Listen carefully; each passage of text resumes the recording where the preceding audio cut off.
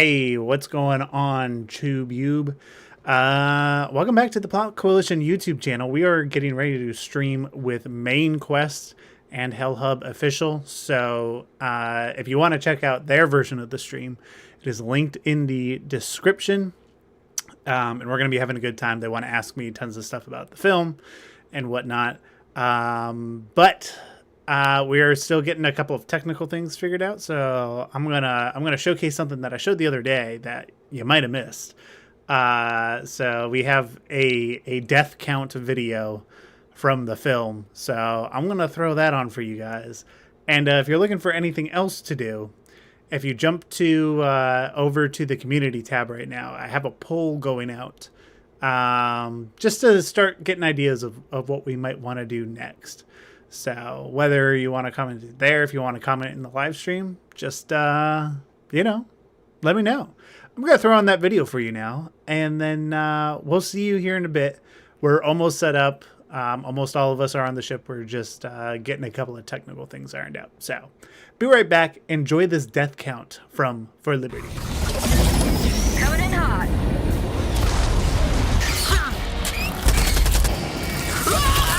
Disperse.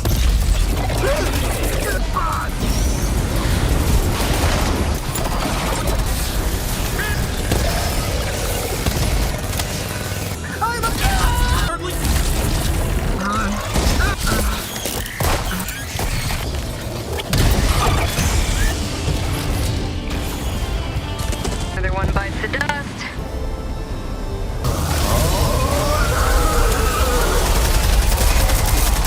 And this antenna holding job has a severe accident rate. That was a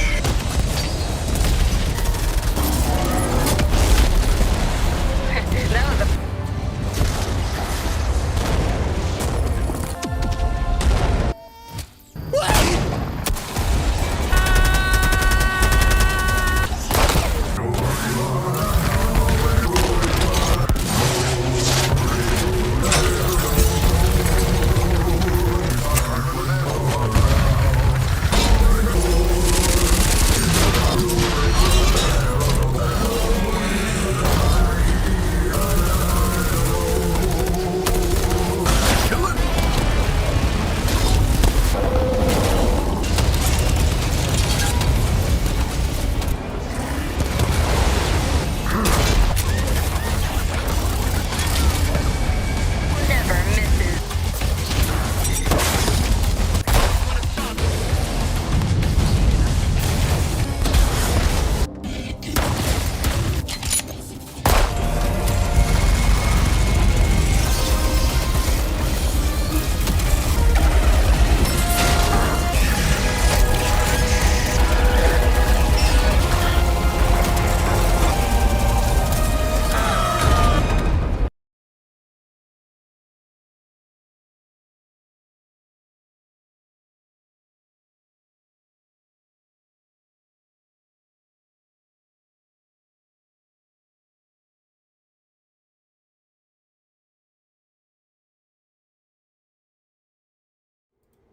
Cool.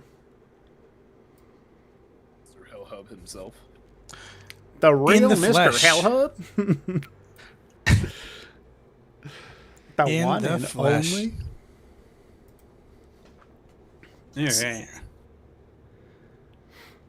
Where you at, Mr. Hellhub? Just texting him. Somebody saying there's got to be more than 422 kills in the movie. There might be, but those are the ones that I quickly counted up like an hour before the film went live. Oh, there's way more than 422 kills. Way more than that. Come on. Man, I already know what I'm going to ask you. Like, there's a few things already that come to mind, but like, between you and us, I guess, like, what was the hardest part? Because I have a guess on which one was the hardest part of, like, to animate, I mean. But, I don't know, I'm curious. Like, what was the hardest part of the whole thing, or what was the hardest thing to animate? Both, but I mean, Both. in general, like the scene. No, because I imagine like the models are very different from like the actual scene itself. But I think the scene, my guess would be like the final scene, or like the final battle scene. But I don't know. Yeah, I would definitely say the final battle scene was probably the most difficult technical wise, just from a perspective of like it kept crashing, and there are shots in there that I was just like, I just need to render these like directly out of Unreal Engine with like no like special render settings at like 720p because they aren't rendering. So there's a number of those in there. And then like overall, I think probably one of the hardest things that like is kind of the unseen part of the whole thing, but is just like pulling the whole thing together, but then also maintaining it over a long period of time. I feel like that's where a lot of fan projects fall off, and I 100% understand why. But like, you know, that's something like I refuse to have something that I do be one of those things, because I've had that in the past, and like as a creative, it just like eats you alive. So I'm like, I don't wanna feel that ever again. If I start something, I need to finish it in some capacity, even if it's terrible, but it just needs to get done. Just gnawing at your brain, like I gotta get that done. I gotta get that done. Exactly. I remember while I was editing the audio, you told me that because I think I asked something about the VFX. Oh, I asked how many laser shots, like laser bolts, there would be, and you were like, it kept crashing, so not many. And I was like, oh, I wanted more laser bolts. That's pretty much how it went. Yeah, like by the end there were so many things that were just like breaking, and you would bring it in, and it would just like everything would shut down, and then you had to like completely duplicate the project and all sorts of stuff. It was definitely that last scene was definitely tough, but it was also we were trying to finish it back when we wanted to release in October, so we were finishing those scenes in like probably like the first or second week of October, and that was like part of the reason by the time we finished it, I was like, okay, I could, if I don't sleep for the next 2 weeks, I could release it, but then there's going to be like no marketing or anything, and that doesn't seem fair. And so that was part of the reason for the delay. But that entire last scene, so I had posted to the cast and crew like the first 35 minutes up until they do that like that last drop, and there's like the eagle diving down with the hell pods, right? I sent them that at like probably like mid-September, and I was like, it's almost done with animation, guys. And then in the next 2 weeks we animated and rendered like the final 10 minutes. And it was quite a rush to get that done, but I'm very happy with how it turned out, all things considered. Dude, you did an incredible job. I'm facing a similar issue. We're almost done. So I think Jeremy mentioned to you what we were doing, right? With like Mainquest. He might have, but refresh me and tell my audience. So oh yeah, I forgot that we're live. What's up, guys? With Mainquest, we basically, it's like a seasonal show where you know, we do memes and we do a lot of like gaming content, but the main bread and butter of Mainquest, we do seasons. And with every season, we want to cover a game that I feel, you know, changed the industry or like impacted the industry in a good way. And Helldivers 2 is the first one I wanted to do because it's my favorite game right now. Like, I've played this game so much. Do not let my level 2 fool you, by the way. This isn't your account. But in my other account, I'm almost level 100, I promise. But yeah, like basically I wanted to create this like series that explored how video games are made, but by like talking to the people that actually made it, and not like your typical people. I feel like a lot of times shows in general that have like a how-to kind of series will usually bring on like the director and like, you know, high up people, which are important, and we have some of those. But I also wanted to create like a balance where I kind of bring a whole bunch of people who like worked on the game. So with season 1, we talked to a whole bunch of folks from Arrowhead. We're still filming interviews, but we were supposed to launch in October, but some of our footage got corrupted. So luckily we were able to recover some of that. So we're very close to releasing. And we might have some surprise appearances, like maybe Mr. John Helldiver might show up. You never know. Ooh. But Yeah. So yeah, that's kind of what we were doing. And when you said that, when you were like, I want to make it by October, immediately my mind was like, that was the original deadline, and I had to push it. Damn it! But here we are. We're close. We're very close. I'm very happy you got yours out though. Like I'm really happy because I'm feeling that right now too. Yeah, no, and it's like that's so real too, because we also had like in the middle of the summer we had a hard drive failure too. So there was like that whole first like battle scene where they drop for the first time, and like it's the cadets like first real battle experience. Like all of that was lost. I had to. Oh shoot. I had to. It was pretty much done. I think I had everything except for the conversation they have at the end done, and I was like working on that when the hard drive failed. So that wasn't fun. But How much coffee did you drink to get this done? That's a good question. See, people are asking how many bullets were shot. If you're a coffee drinker, I would like to know how many cups of coffee it took to get this done. Ooh, Probably 100. all of them. I was gonna say, yeah, like probably all of them is what I would say. I would not be surprised if it was legitimately a few thousand. Wait, are you like a black coffee drinker, or do you need your milk and sugar? Because that's No, I'm a black coffee drinker, so I'm like I can destroy my heart but not my arteries. You know.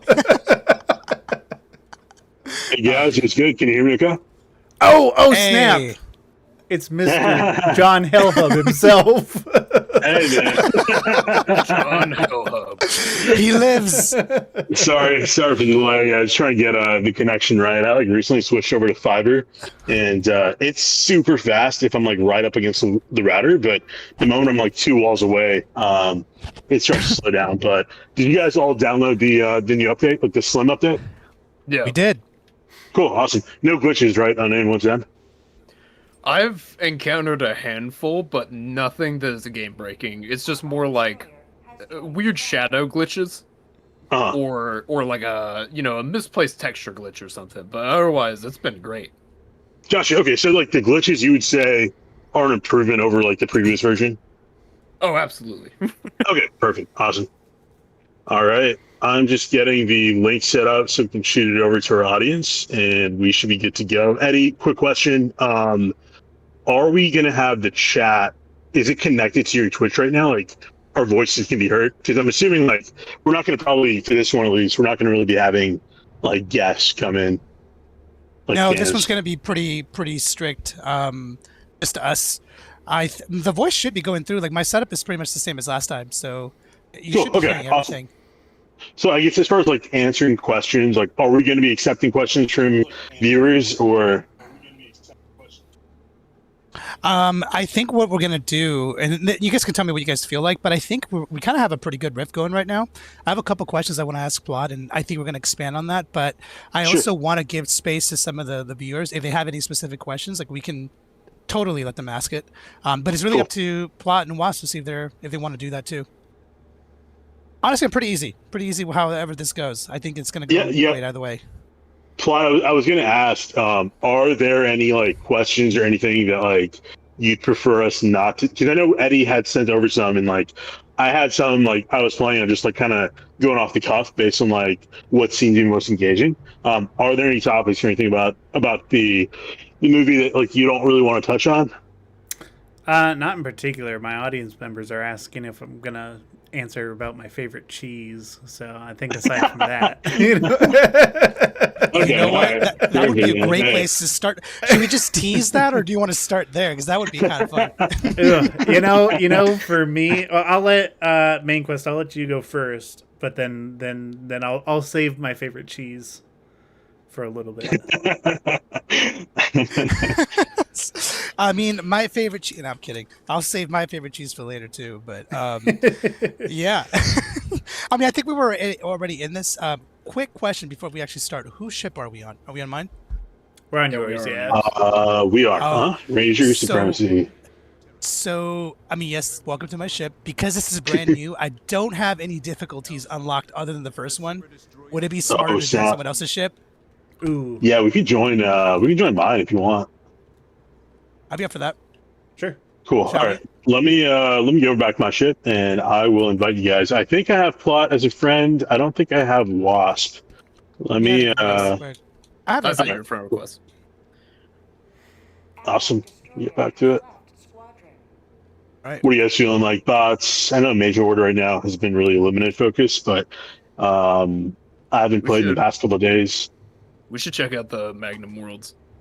Oh yeah, dude. What am I thinking? Of course, yeah. Okay. All right. I'm like, all right, let's do it. Let's see. Mr. Hellhub. All right, let me Wait, hold invite up. you. Yeah, why don't you invite Mainquest, because then he should just be able to port all of us over, right? Since we're on a ship. I think so. Yeah. So yeah, I'm on invite only just because like whenever I play, random people just jump in, which isn't a bad thing, but I just don't know who a lot of them are. So let me see if I can invite just maybe let's Because see. it says I can't join your ship. I'm trying to join right now. I'm inviting. Yeah, I just sent you guys all individual invites. There we go. Ah, All right, cool. Actually, you know what we should do? We should let the chat decide what difficulty level we do each portion of the interview. Oh, That would be geez. kind of fun. Like, I'm totally up for a level 10 interview. This is gonna be great. If we're doing Magma Worlds and we're doing like anything higher than a Helldive, I feel like I'm gonna be too involved to like ask questions. Oh The man, new come Magma on. Worlds. I mean, have you guys played the new mission type, the Secure the Platinum? Nah, I haven't done anything Okay, yet. no. I've been told that you need to use stealth for that? Question mark? Yeah, apparently it's like the hardest. Like I know guys that have done like complete Bile Titan kills, and I mean not Bile Titan kills, Hive Lord kills, no problem. And they were saying like this is like the hardest mission to do. So I don't know. It's up to you guys. I mean, maybe if you guys want, we can start off like lukewarm and just like start the questions going, and then once we got things under the belt, we can start to go for more of the harder ones. But I feel like Magma Worlds first off would be good just to get the viewers in there. A lot of them haven't seen it yet. Yeah. Cool. All right. Wasp. Sorry, I didn't get to introduce myself. I'm Jeremy. Run Hellhub official on the socials. I briefly went over. I think Plot posted about you. You do voice acting. I did a mixture of stuff for Plot. I originally came on as a writer, and then I got to voice one of his characters, which was unexpected because I didn't think I would get the part. Nice. Or even the opportunity, because he didn't tell me what part I got, I think, until a little bit later, because he was probably deciding. And then as I stuck around, I decided to help out with graphic design, because I am a graphic designer in real life, and I also know how to do audio design because I have made my own YouTube videos and series before, so it's just Nice. one of those skills you pick up. Yeah, so every automaton and bug you heard in the film was done by Wasp. Dang. what? Oh no. Wait. it was fun. I'm kind of curious. I imagine the bots had filters on, like for the audio, but can you like? I guess I'm curious. What was the bot sound that you made? Because I believe the lore is that the bots are making like human sounds, but they have like, audio effects over it. So did you do kind of something similar? Like, were you saying stuff, or were you grumbling, or I don't know. I kind of want to hear a sample here. So, I'm curious, man. Seriously. I could get really into this because I was kind of planning on making my own video out of it. Plot. I don't know if your Mrs. kind of let you in on this, because I kind of told her about it. I put some secret voice lines into the automatons that I recorded. Are you aware of this? I think I overheard it lightly, but I also didn't sleep the whole week before the film came out. So. Yeah, I figured as much. So, for the majority of the audio of the automatons and the bugs, we used the audio from in-game, but prior to this, I had been studying to see if I could replicate the audio or the voice filter that the automatons have. It is absurdly complicated. I still don't know exactly what they did for it. I have listened to so many of their lines and tried to replicate it so many times. I think I got really close though with it because I threw in like 4 or 5 voice lines that I recorded myself and then heavily modified and filtered multiple times to get that effect down. And then I just threw them in there to see if Plot would notice, and then I would get yelled at or something, or if he wouldn't notice, and then they would live in the film forever. I could not give you any sort of like example without blowing out your eardrums, because from my understanding, all right, the way you do it is, first of all, you have to do like a General Grievous impression from Star Wars.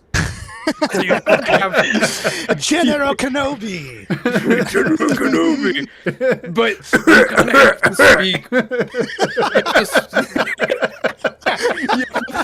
You have to speak with a little bit of an accent, and then just be really aggressive to the point where it just destroys your throat. And then you take that into an audio software. I use Audacity because I am cheap. And you basically split that into 3 or 4 copy tracks. You overlay them, and you use a ring modulator and a what is it called? Is it just a phaser? I forget. Phaser or flanger? Yeah, probably. Yeah. And is it a tremolo? I think is another one. You take those, you apply it to some of the layers, and then you basically just put cuts into the different layers so that the voice jumps from, it can sound, more robotic, and then it jumps to more almost human and aggressive. Kind of depends on what automaton you're trying to replicate, because troopers sound more robotic. Devastators jump between sounding like they're just spitting out random code to Megatron. and then Berserkers are just super loud and gravelly, and they have so much extra noise in there because if you ever looked at a Berserker, they kind of look like they're burning themselves to death. That's true. I assume because they're like Devastators that got put back together real fast, and then they just strap chainsaws to them. So, depending on which one you're trying to replicate, though, the aggressiveness of it and how divided this becomes it varies in complication. So, again, I need to make a video out of it to properly demonstrate what I'm talking about, but it's fun. I had so much fun making it, and it was funny that Plot never really picked up on it? Question mark. I'll tell you my favorite one, and probably the most obvious one you can hear in the film, is the Berserker that appears behind the Helldiver, who just fixed his neck. And he comes up behind him to chainsaw him. You can hear him laughing, the Berserker that is, as he approaches. That's my voice. And that's I need to go watch it. It's so good. I'm shocked how good that one came out. I think technically, like the automatons, they also have their own language, right? They do have their own language, and but I suspect what they did for the proper like automaton voice lines, I think they spoke Swedish. I think they just spoke Swedish, and then they heavily distorted that, and because of their accent, it made it sound even more distorted. So. Oh man, dude! Someone needs to do a deep dive on that. That's a really interesting theory. I found out the other day. This is very, very weird tangent. Off of that, but I found out the other day that Furbies speak a combination of Mandarin and Yiddish. Whoa! What? How did you guys figure that out? That's do you know who Papa Beat is, or Beat Canyon? No. He's Beat Canyon, yeah, NEAT, right? Yep. Oh He yeah, did- okay, yeah. He did a whole video about it, about Furbies, and so he talked about they mentioned what their language is based off of, like the manufacturer like kind of came out and had said that at one point in like the sometime in the mid 2000s. Nice. Dude, by the way, I don't think I'd not to go back to this. Was I'm very impressed with your voice acting, by the way, because for those of you who don't know, like audio editing is very, very hard. Audacity, while free software, is super useful. Like you can basically do anything that a professional software can do. Like, you can compress, you can do EQ, you can. I know a little bit about audio stuff, but yeah, dude, like it was super impressive that you were able to pull that off. How much of the secret stuff made it into the final cut? I'm actually kind of curious. I think actually only one thing was cut. Oh, On rewatch, I think only one thing got cut, and I can tell you which one it was. There was a voice line that I did for the automatons. It's right before Peace Diver gets blown up when he shoots them, and the the jetpack detonates because he shot them. There's a line I did. It's very obvious when you hear it, and I did my best to cover it up so he wouldn't notice. But also, I think Plot had a different idea of what would go down audio wise in that situation, what they would sound like and stuff. So I'm not trying to rag on you or anything. Like, how dare you cut out my voice like that? he's ragging on you. He's ragging. I'm just trying to think of what it was. When they first appeared, when they first walked up to him and he aimed the pistol at him, they almost it sounds almost collectively with the way I set it up. It almost sounds like collectively they said Helldivers. Ooh. And then he shoots them. And when I did the audio for that scene, watching it and the animation, I don't know if this was purposeful. It doesn't look like the automatons are about to aim at them until Peace Diver aims at them. Just little no. There are a couple of little moments like that in the film if you watch real closely, especially in the first battle with the, if you notice some of those Terminids aren't exactly being aggressive until they are, becoming bullet sponges. Yeah. But yeah, I thought I was picking up on that as I was doing the audio. I was like, are we having a Han Solo moment where it's who shot first? I will. Greedo shot first, sir. Stop spreading lies. Greedo shot first. Come on. I will also say, as one final comment to this, once all the audio was wrapped up and I was looking over it just to make sure I got everything, my wife, Grape, she was like, could you sneak in some bug voice lines of me?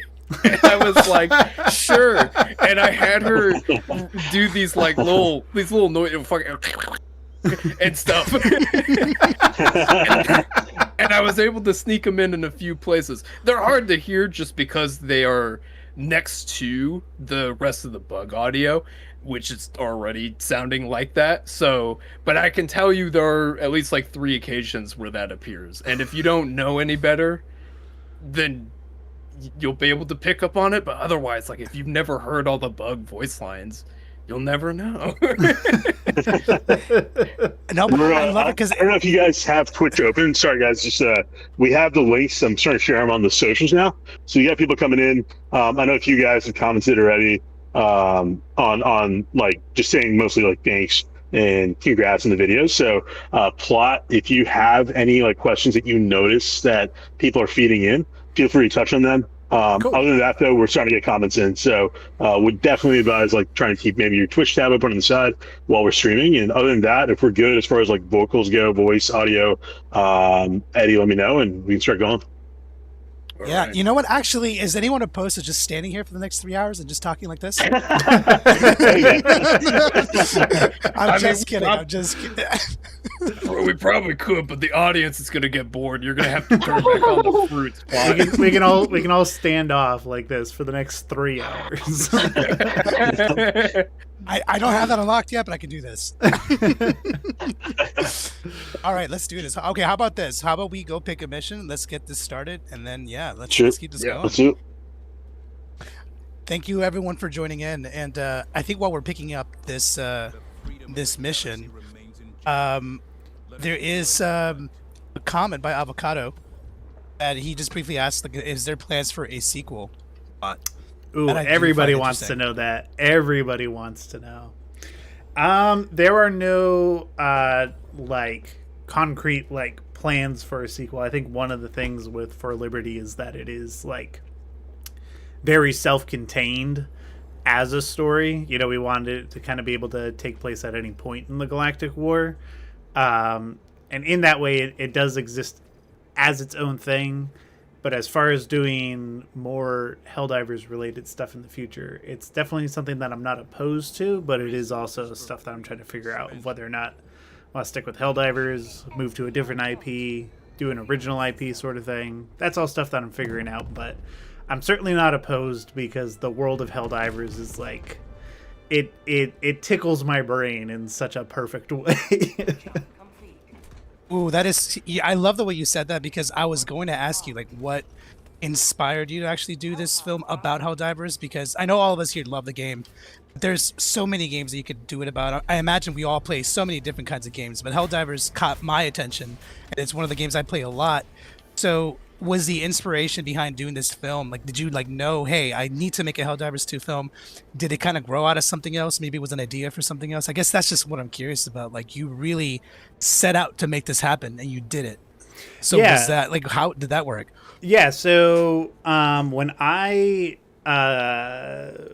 when I was first kind of like introduced to Helldivers, I was working on another series that I did in the Titanfall universe, and at the time that I was working on that, one of my good friends, and who has helped me with each of these projects, his name is Luke Ryan.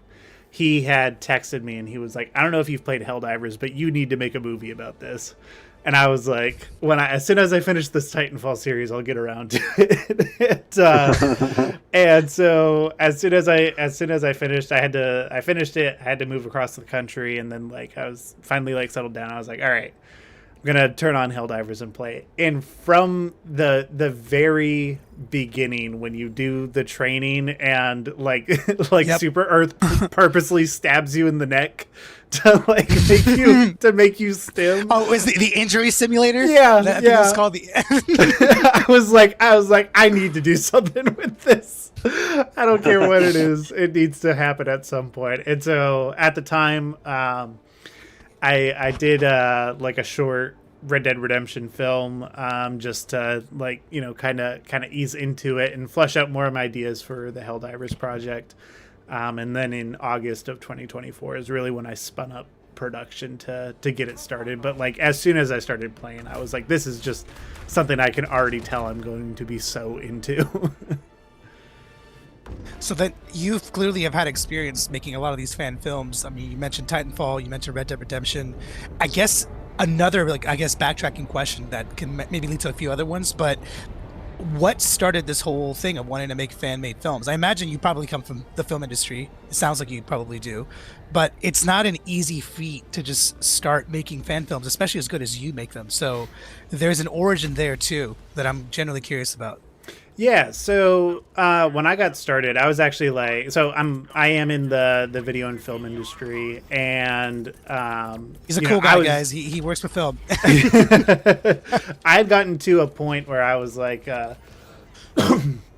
like just with my own filmmaking, you know, endeavors on the side and stuff, or even just like making films in general. I was kind of at a point where I was like, you know, you can never quite do exactly what you want to. And what the heck? Who's already died? Sorry, guys. What happened? We've been here for 2 minutes. I got stuck in a crevasse and I had to self-initiate. I see. He's back. And Eddie, I think we got some Stan. Like, I guess they know it's her feed, so ineffective. I don't know if you want to ban him. They won't let me do it on the chat. Oh, okay, I see. Yeah. Hit him with that band. But yeah, so yeah, I come from that background, and I was just kind of in a place where I was like, I can never really make the films that I want to make. Every time I try and like have a different ambitious idea, like there's always limitations. Like, people get hungry, and people don't want to be on your set all day, and then like the weather goes bad. It's all this kind of crap that kind of gets in the way. And so I had kind of put on the shelf this like idea of like, okay, like I don't know when I'm gonna get into doing this more, but it's not right now. And then we lost Mainquest. No. Yep, I think we did. Mandy, everything good? I'm still here. Hang on. I'll rejoin you guys. 1 second. I think the Twitch stream went down too. So let me know if you all noticed to drop out.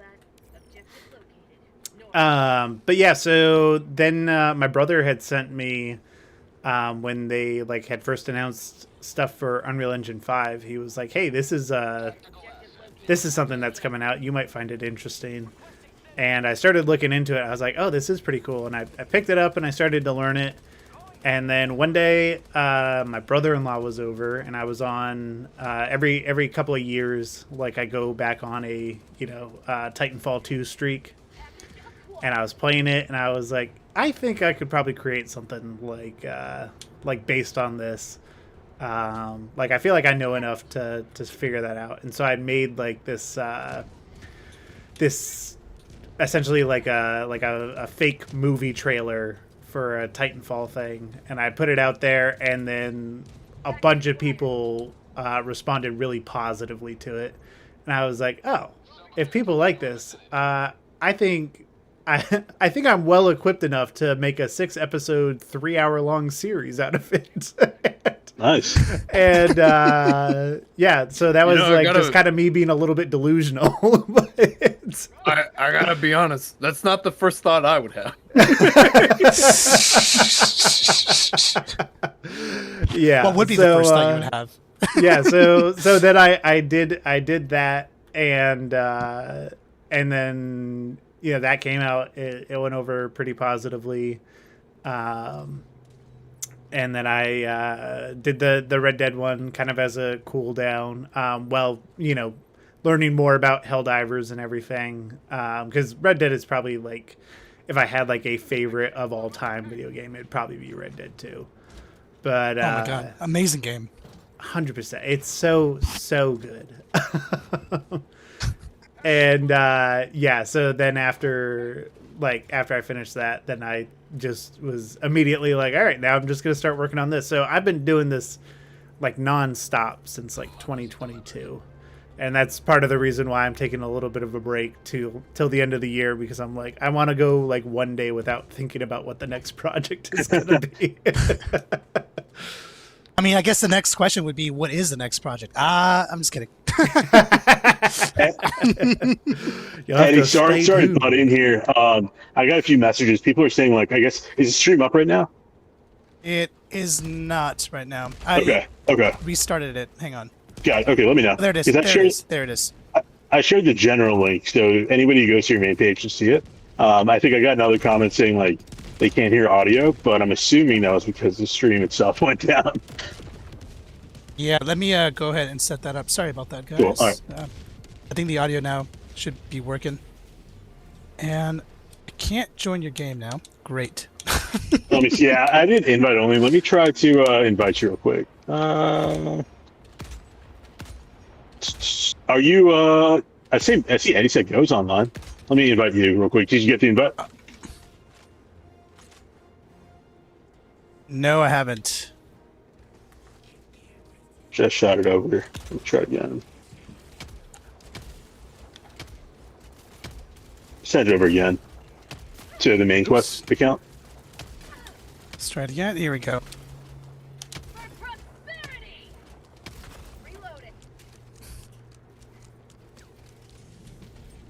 There we go. All right, there we go. Back. Sweet.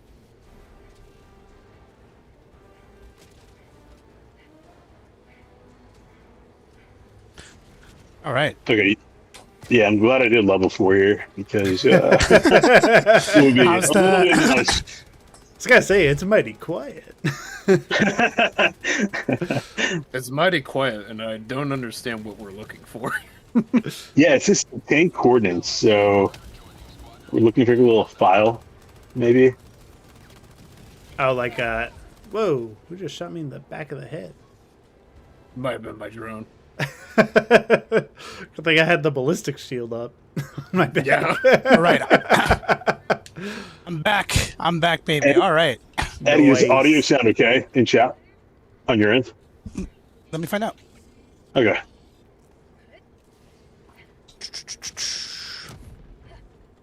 We shoot something. Yeah. Sounds good. All right, cool, awesome.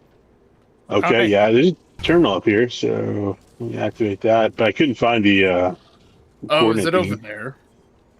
No, so this terminal that I'm at actually is for the SAM, Oh, the surface to air missiles. Yeah. What are we looking It's a for beautiful here? planet. I love this magma look. Look at this. This is my first time on this planet, guys. Look at this. Wow. Very I do enjoy that they brought Mustafar to the game. We clearly want to play Star Wars on these maps, dude. Come on. Look at this. It's over, Anakin. Oh, this is the perfect spot for this. Look at this. Oh my god, yes. Where is this thing? all right. Is this perfect. I don't know. Yeah, I'm Keep just gonna looking. follow I'm you. just gonna I'm start killing things. I'm looking for foreign objects. I'm basically the United States military. So then I guess, man. okay, so if you don't mind me picking up where I left off, if that's okay. Yeah. Unless you have another question in Hellhub or something. No, go for it. My Go for it. question- I'm just yeah. A lot of people that I talk to that have, Found it. you know, that meet people like you and they see you doing something really cool that they love. The biggest question I've always heard in different shapes or forms is how does one get started on that? Like, let's say you have an idea, you had an idea for a movie about Helldivers 2. And I imagine you probably had an instinct on what you wanted to do. But generally speaking, as a fellow creator, we know that, you know, sometimes everything's a blank slate. So how does Plot Coalition go about starting this project, especially as big as this was? Yeah, I mean, like, you know, I definitely I don't know if it's something in my brain or not, but like I physically can't see and it's sometimes to my detriment, but I can't see how big the project or the problem actually is. I usually just go in and I'm like, I want to do this. It's like, okay, so what do I start with? I start with a blank Google Sheet. Okay, I need to fill in that Google Sheet with a script or just some of my ideas or an outline or something. And I just kind of start working through things that way. And then, like, over time, each element kind of just fills itself in, which I feel like I have enough of a knowledge from my background in, you know, film and video to at least, like, kind of know, like, okay, these are some things that I need to actually get started and make some of these things happen. But, like, I feel like a lot of people get stuck on like just the insurmountable obstacle of creating something like this, where I don't necessarily see it that way until like literally I'm there was so sorry, Wasp. after after the Diver down. after the Sorry, film Clyde. came out, me and my wife sat down to watch it after it had already like premiered and stuff. It was already like up to like 200,000 or 300,000 views, and we were like, okay, we're gonna actually like sit down and watch it to like enjoy it because we haven't done that yet. And we sat down and we watched it, and it ended, and I was like, when did we have time to make that? I was like, I understand why people like it. I have no idea when we had time to make that. So it was, yeah, that was definitely a little bit of a wake up call in a way, of just like how much had actually gotten done and how big this project was, that I had just not thought about, you know, until it was already out on YouTube and people were enjoying it. Is that like, I guess, how do you get yourself to enjoy something that you worked on for so long? Because I imagine that, so you know what? Let me rephrase it this way. Are you able to turn your brain off and just watch something that you made over months objectively and just be like, I'm just going to enjoy this like a normal viewer? Is that hard? Or do you find yourself nitpicking it a little bit? Not that it was bad. It was more of like, as a fellow creator, sometimes I'm just sitting there like, I could have done this. I remember trying to do that. Do you ever do that at all? Or was it just very much just like, I'm just going to watch this movie and you loved every second of it? Yeah, I definitely do that in the like every step of the way until it's out. But then like once it's out into the world, I'm like, well, there's nothing I can do about it now. So I'm like, the only thing I can do is enjoy it. So that's typically my mindset around that. But yeah, and I feel like, I don't know, it just allows me to like just be way more laid back, and I think like more stoked to start. I mean, I'm not gonna lie, it is so hard for me to just sit down and be like, I need to relax, because I do just want to just get started on like the next thing, and I'm like, I need to just force myself to not for a little bit. But you know, there's a part of that that's just hard, because I'm like it's out, I did the thing, I want to do it again. You know? I mean, you do it because you love it, you know, and so it's kind of hard to not do it. Exactly. But So I actually do have an off the cuff question. I know, Yeah. like with our page at least, like when I started talking to other like creators, I noticed pretty quickly that, you know, I used to be a big Halo fan, Red Dead Redemption, all those other games, but Helldivers for whatever reason seems to have like so many like extremely talented like artists that are just, I guess, gravitated towards this game. Is there anything, because I mean, I'm not somebody who's necessarily an artist myself. Is there something about this game that you would say is like unique enough that attracts, I guess, creators in particular to it over other games? You know, that's an interesting question. I will definitely say that I feel like Helldivers has like some of the most diverse like fan base that I think I've seen in a game. Because I feel like a lot of fan bases just like turn off like certain groups of people just because of, you know, how the players end up being. Sure. And I feel like Helldivers just like overall is a lot more welcoming in that way, and I think that's why you see so many more artists and different diverse artists, you know, doing things for it. I mean, I even think with just like the stuff in our film, I mean, even like after the fact, I've like people have been sending me their fan art and stuff about our film, and like they're all in different styles and different things that are just like, man, you just wouldn't have seen this for like, you know, another franchise. Sure. And I think that part of it's pretty cool. I have a little bit I could probably add to this, because as somebody who has practiced different types of media that I guess could be considered art, what attracted me to Helldivers was the open-endedness of it. Like there is a universal story going on of Super Earth and the Helldivers and everything, but there is no main story, and because of that, there is so much you can do in this world. It's kind of like good Oh, lord. Jesus. I didn't go all the way up the hill. I'm sorry. Dude, Wes was just like, he was being so honest. He was just letting us know how it is. And we just died. There's so much you can do, like calling an airburst on your own squad. But that's why I lost it. It's all good. It's basically just, since there is no strict story that is already established, there's this open-endedness that allows people to create whatever they want.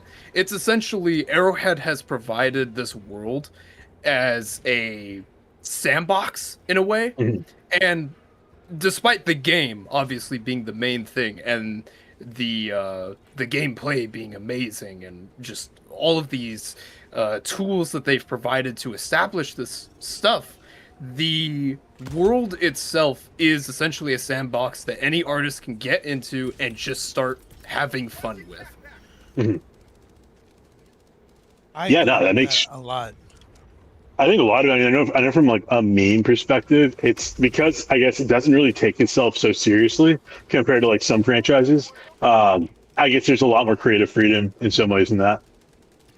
No, 100. I would 100% agree with that. And that's something that I'll shout out my buddy Luke again, because me and him have worked for different companies and stuff, just doing like that same kind of thing. And it's like so often you have to niche way down for a specific brand or something. But like with Helldivers, there's so much that you can do and that is like applicable to the world. That like I feel like it just opens up so much more opportunity for artists to get in on it. And then kind of like what Wasp was saying, with it being so open ended, it's like, you know, even with our film, it's like our film is like this big thing, but it's a story about a couple of Helldivers who, you know, probably just died in a walk-in barrage like we just did. And it's like, then there's Right. there's Yeah. completely new characters with a new story to tell. So Right. I feel like that leaves it open to where it's like, you know, you're not just getting like, you know, like Master Chief fan art all the time, because that's Sure. like Yeah. the only character people will recognize.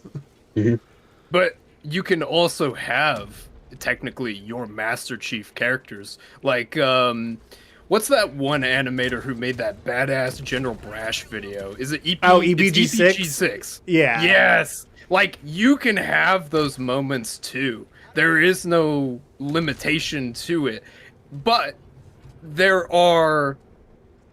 I don't know exactly what the like proper word for it would be, but it's kind of like there's a rationality to everything, right? So it's like when you see stuff like that, when you see EPG6's video about General Brash, you can assume that that's just all propaganda. Right. Yeah. The audience can also just have fun and say like, oh yeah, that's just how he is. You know, that's what he does. That is what it's like being with General Brash. Similarly, you know, you can have these really traumatic and heartfelt stories of Helldivers and their humanity going against the odds and everything, and dying numerous times, having to drop in tons of reinforcements, kind of like how For Liberty is with how many characters there are. And it can still tell a consistent, cohesive story that has a middle, or has a beginning, middle, and end, without feeling like you're just throwing stuff at the wall and seeing what sticks, and then some stuff is good, some stuff is bad, you know? Sure. And that's actually one thing I was curious about when I watched the film. What is cool is you do achieve this element of what Helldivers is kind of about, in the sense where like it can be about so many things, right? But it really is just about a soldier, right? Like a random soldier went on an adventure, and then with the, I mean, I don't want to kill the story, right? But it's another soldier, right? Was there a decision that you made at some point to make it more about the soldier and not like about, say, General Brash or like another super soldier? You do have some super soldiers in there that I remember. Yeah. But that's sort of like the question. You did achieve it by making it about just a typical, more or less, Helldiver. So was that something you wanted to do from the get-go, or did that kind of evolve into that? It definitely evolved into it, but mostly because approaching like the script writing aspect of it, I was like, okay, you can really only write a Helldivers script one way, and that is to make it about the mission and not necessarily like any given character. And so even the Helldiver that becomes like the hero of the story, it like their kind of position in it was just like, well, they just haven't died yet. And there came a point where it's like, I was writing and I was, because even with like the cadet, I was like, maybe I'll flesh him out more, have him in the story for a little bit longer. And then there was just a moment where I was like, nah, he's not making it any further. And so I killed him off, because, you know, it's about getting the mission done from a script writing standpoint. Yeah. And I mean, I think the in canon universe answer is like the average life expectancy for a diver is like 2 minutes, I think. yeah, Right. exactly. Yeah. Exactly.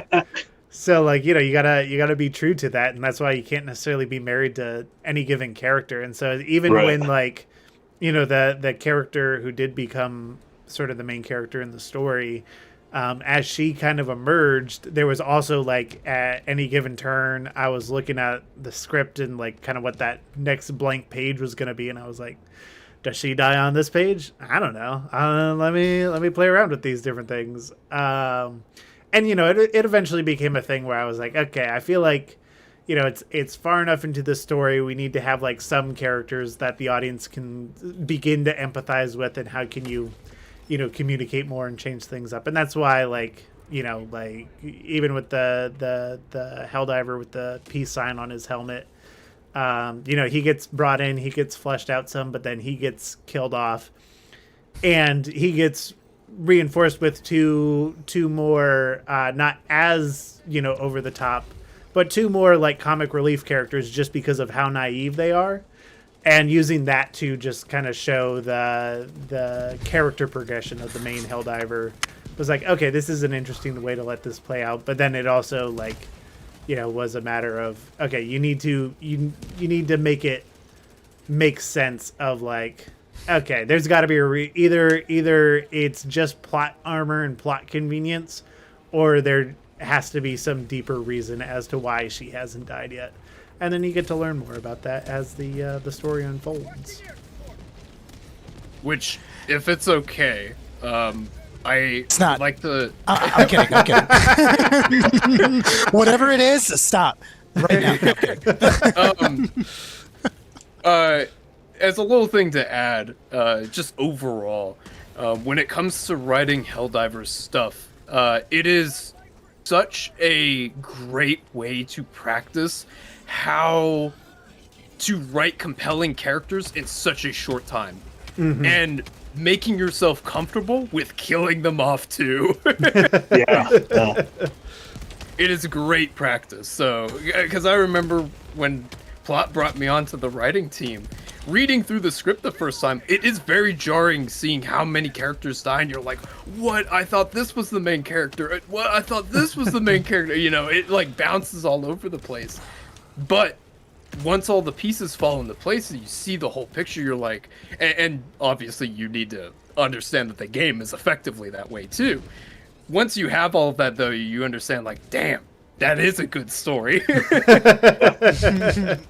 Yeah, I feel like there's a combo of that, but then also just like shout out to the writing team as well, because part of fleshing this all out and giving the actors a lot more to go off of was, no matter how short of screen time any given character got, they all had like these fleshed out backgrounds and backstories. And I remember we started posting like the write-ups for a lot of those, and I saw so many people commenting like on these biographies for these characters. They're like, how many Helldivers have I gotten killed just from playing the game? Like, these were real people. You know, this is gonna sound kind of amateurish, but you know, I'm not a writer by any means, and I can't write to save my life. So, you know, if I ever come to the point where someone is pointing a gun at me saying, write an essay or die, I'm gonna die. But I think one of the things that it never occurred to me, which again is silly, is that you can actually grow to love a character while you're writing it. It never occurred to me that you're like creating it. Like, you are creating this thing as you're writing it, and so you would obviously care it ceases to exist in this universe that you're writing. Is that like hard discipline to do? Like, to be able to kill somebody in a story like this? Is that something that most writers do? Like, because that is, I don't know why. I'm so curious about that. It never occurred to me. Yeah, I mean, I feel like for me personally, I would definitely say that like For Liberty is a little bit lighter, just again coming from like the world of Helldivers and all that. And like I definitely go in with like a lot of times with my script writing of some intention of like, I know the direction that I want this to go. I know like the eventual fate that I want to happen here. But it definitely does become like a thing where it's like the more fleshed out it becomes, it's like, it makes it harder to write that in. And then it's like, you know, not everybody is going to get like a blaze of glory kind of death. And I think like, you know, once again with like the diver with the peace sign on his helmet, I feel like was just like something that so many people could like, you know, kind of attach themselves to and be like, oh, I kind of feel like I've been that player before. And then like just to have him like, you know, so like it's not even like a cool death or anything. It's just like a sudden, you know, he makes like just a wrong life-ending mistake that like nobody can really stop him from doing, and then it's like, and then he's just out of it, and it's like you just never get to do anything else with that character. You can go back and try to flesh him out a little bit more, but like I feel like any time that a character died, there was definitely like a sense of like that was the right time for them to go, and you know, now it's time to like how does that affect the other characters, because that's all you have left with that one character. Dude, that is so cool. I wish I could be a writer sometimes. I'm kind of curious then, because you clearly understand where these characters are going, what the vision was. What was the first scene that you decided to animate? Or rather, actually, this is a two-part question then. Like, what was the first scene that you decided to animate? But also, did you write the whole script before you started animating, before you started putting other pieces and other people together as part of the team? Was that everything figured out right there before you started animating, or was it kind of in chunks? So it was all at once. So it was, you know, I figured out what the script was going to be, and I got it into like a second draft place, and then, you know, started recruiting people in, because I was like, okay, I have a good idea of what the cast of characters is going to be. So I need to start bringing in voice actors. I was like, I want to bring in more writers, because I want people to be able who really, really understand the game to be able to come in and like help you know, flesh out some of these details. So that was a whole aspect of it.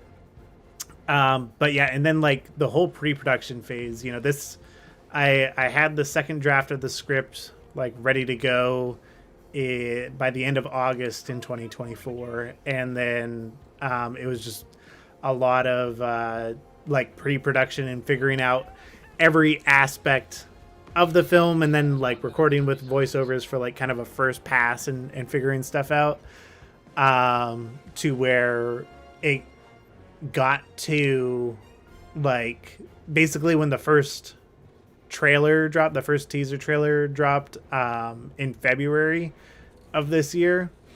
I had only started animation 5 weeks before that, and that was just to get shots for that teaser trailer. I remember, and Wasp can back me up on this. I had a meeting with the writers where I was like, all right, we're going to go through, we're going to figure out how to do a teaser for the second or the first anniversary of Helldivers 2. And we are just going to like take these rough storyboards and figure out what the trailer is going to be. And that's what I'm going to use to start animation and all that. And we sat down for like an hour or two and figured all that out. And then like, I was like, all right, time to roll up my sleeves and get to work. So that's where all that stemmed from. And then as far as like what scene I kind of started with, for the teaser trailer, it was, you know, just whatever shots needed to be done for that. But then once that was wrapped, I moved through things in a pretty like chronological way of like, you know, it's the first scene, so like gonna start animating that. But then I also had some of the other animators that I'd brought in begin working on some of the more complex animations while I worked on, you know, compiling and getting these other scenes animated and rendered out.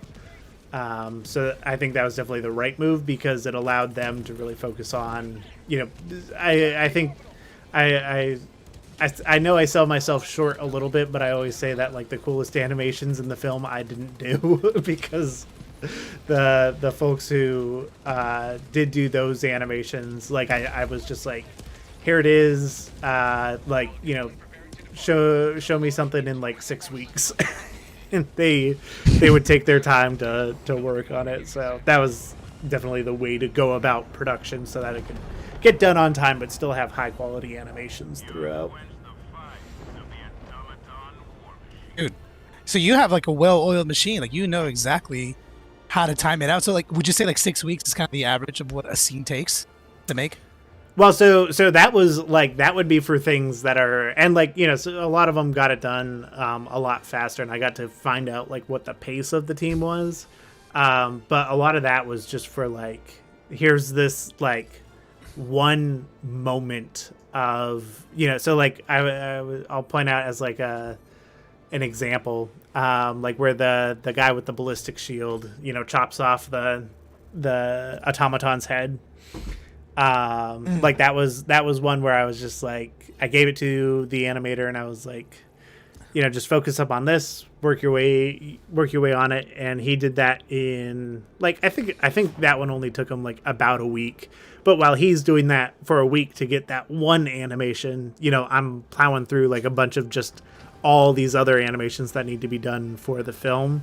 So that way their animations can kind of be these like really great standout moments and pieces. Or I think the other one is like where the automaton Bile Titan is like kind of fighting off a Hulk for a little bit, and then it gets its leg severed and its head cut off by the Hell Pods. It's like that one, you know, I just let him run wild for it for a while, just to, you know, really make it punchy and make it work. Dude, and the trust that you have on your team to just kind of let them do their thing, I think that's always important when it comes to leading a project like that. Kudos to them, by the way. I mean, I think since we're I love it. I wish I could do that marching. I'll unlock it. I think since we are going to the next mission, I'd love to check out some of the questions in chat just to see if there's anything that stands out. Avocado Dust 2 says that he honestly thought that the Blue Helldiver was going to be the MC, and you absolutely just killed him, which I think people really loved. I think people really resonated with that moment for sure. Great choices. Yeah, that's we're doing that rapid acquisition, by the way, so I have no idea what to expect. Me neither. But yeah, like to that specifically, I had like, it was incredibly difficult to just sit on that and just be like, I know that this character is gonna die, and like I can't talk about it, you know, I can't reveal anything about it. I just need to like act like anytime he pops up, it's like, oh yeah, this guy's gonna be here for the long haul. Like, here's, you know, your ambassador. And, all the while, you know, knowing full well that you know, he just in his first scene as he starts to kind of come into his own, it's like, and then bye-bye. And then he's gone. What a classic move. No, I'm not sure if it's just on my end. It looks like we had another glitch with the stream. Yeah, it looks like it went down for a second, but now it's back up. Okay, Tonight's cool. Awesome. It's one of those nights, boy. It's just one of those nights, boys. No, you're good. You're good. Watching don't you just hate that? Everything works great, but anyways, go ahead. Sorry. I was just gonna say, watching the like the live stream, and like as soon as the cadet got killed, just watching the what like fly across the screen was so funny.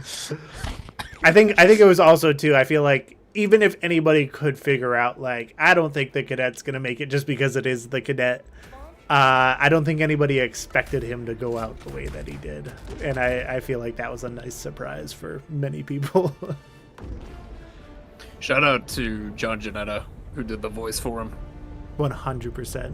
He absolutely Shout crushed out to it you. from making him yeah. lovable out of the gate, and making him this like character that feels like the main character, to like all of the promotional stuff that he did too. That was just like, get this guy, you know, in front of the camera as much as possible, and make it feel like we're investing a lot into him, so that way when he dies, it's just like, well, what are we doing now? Just hurts.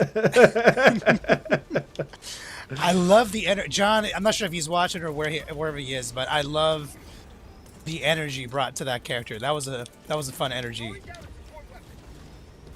Yeah, no.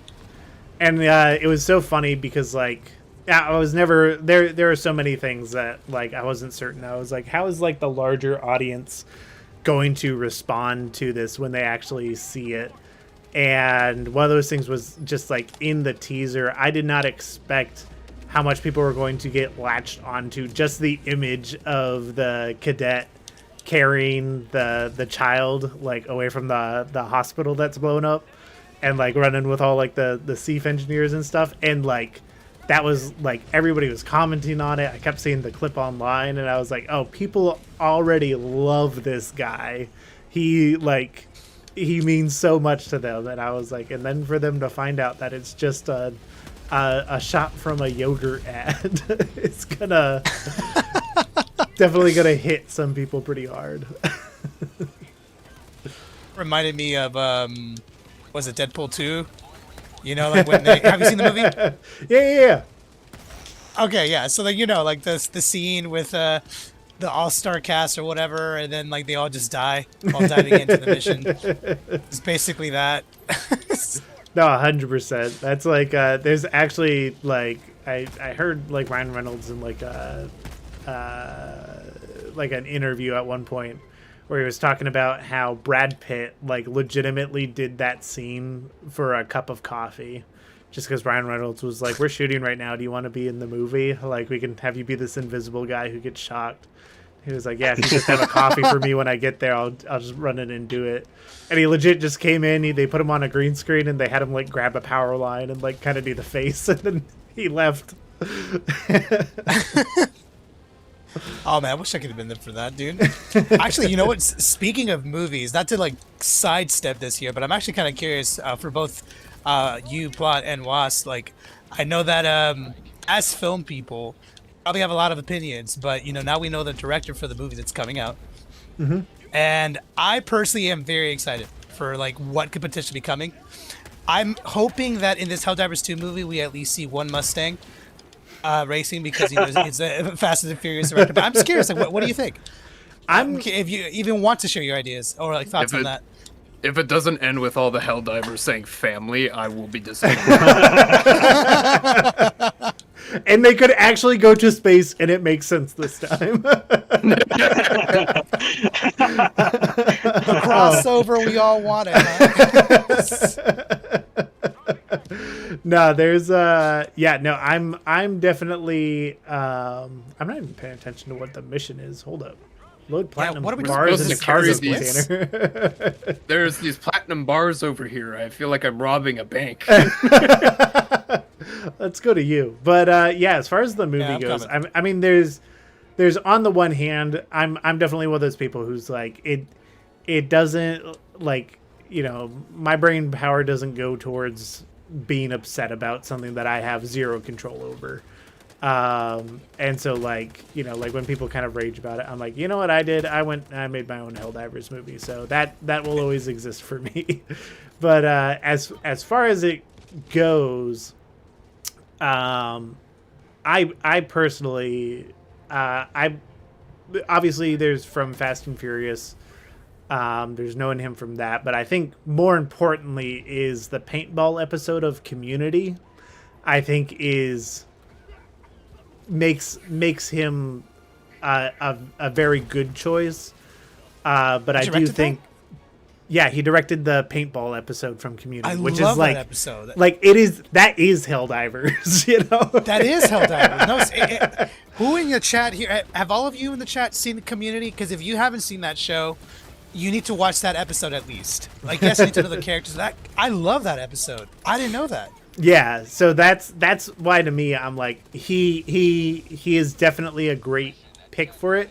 I do think he does need to play the game to understand what he's adapting, because there's even I didn't find this out until much later in production, but the voice actor who voices the veteran hadn't played the game because he was on Xbox, and I didn't know that and I was just like, going about things, and he was doing a good job. So I was like, yeah, like you get it.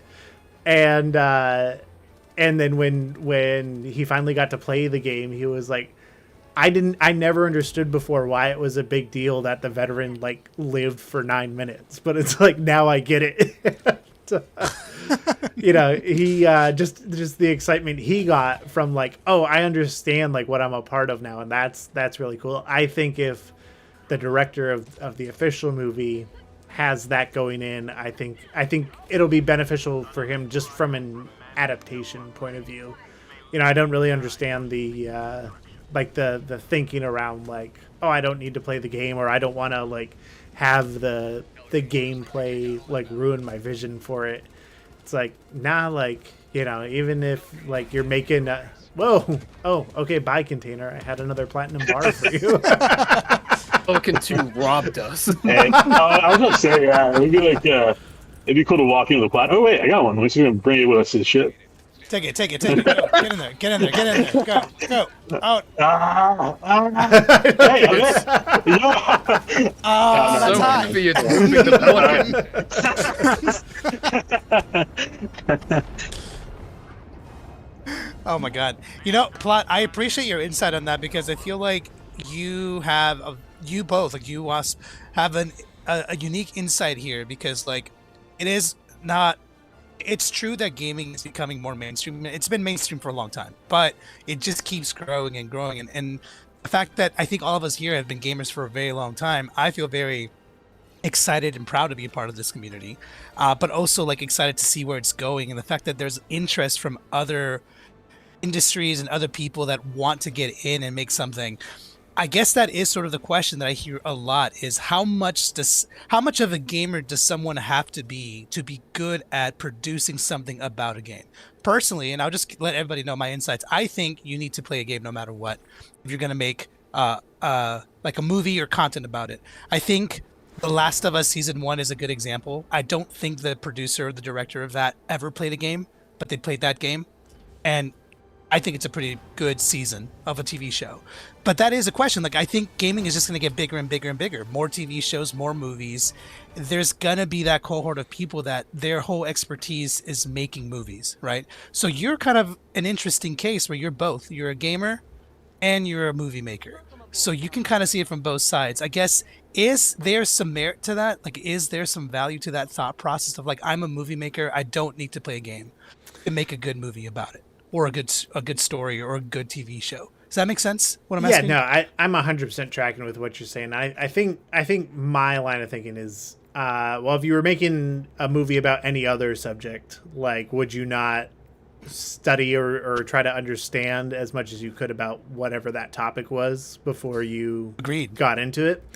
And so, like, to me, I think that 100% people should. I think what we're going to start seeing as a general or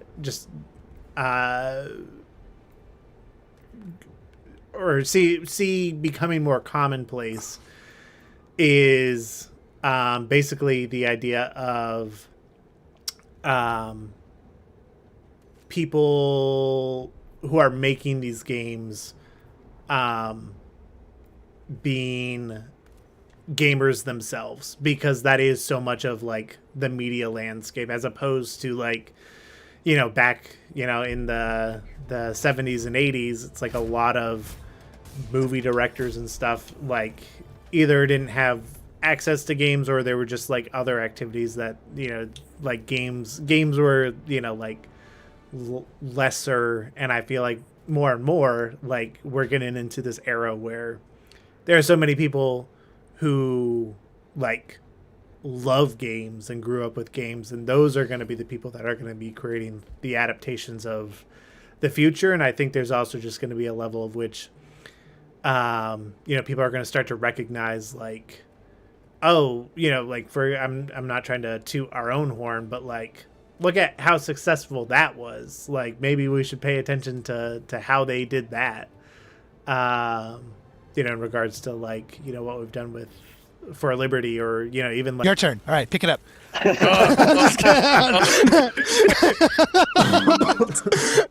I'm just kidding. Hopefully, hopefully not to distract a little too much from what he was talking about.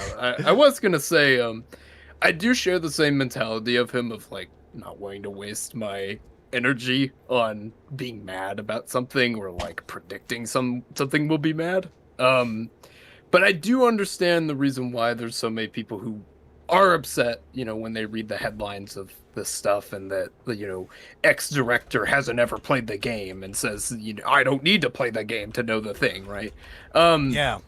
I understand the reason why people get mad about it. And especially, you can see this very blatantly with the Helldivers community, is because it's funded and backed, by Sony. And it's so big, right?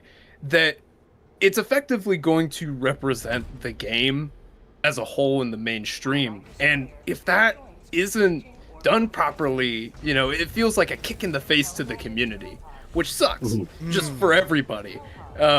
Because I'm sure it's not what Sony wants, right? Because Sony's obviously they want to everything to do good so that they make money off of it, right? The community wants it to be good so that they can enjoy it and that it represents them well. And obviously anybody working on the film wants it to succeed because they're making the film. But you just you run into this I guess it's maybe like an ego issue, but I think other times it's probably just age. There's a lot of people who they don't have time or an interest in video games, and there have been some good movies that have come out despite that. But other times, it could be better. So, I don't think about it often just because, it's if you spend your whole time being angry about something, you exhaust yourself that way. So. Yeah, Plot, I don't know if you heard, but Was completely disagreed with you while you were gone. He said, disregard everything Plot said. Yeah, he held up that finger and hit him with a, actually.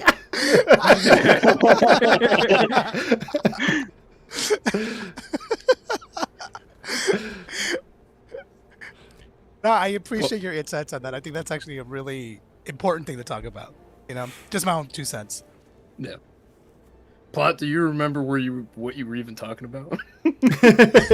I just remember I was just saying along the lines of, where the industry is and everything. I think you're just going to end up seeing a lot more of these movie directors and stuff that are coming up are going to be people who played and enjoyed, the game, and want to make stuff around it. I think one of the biggest misses and probably what stalled the video game adaptation to film industry for so long was Neil Blomkamp's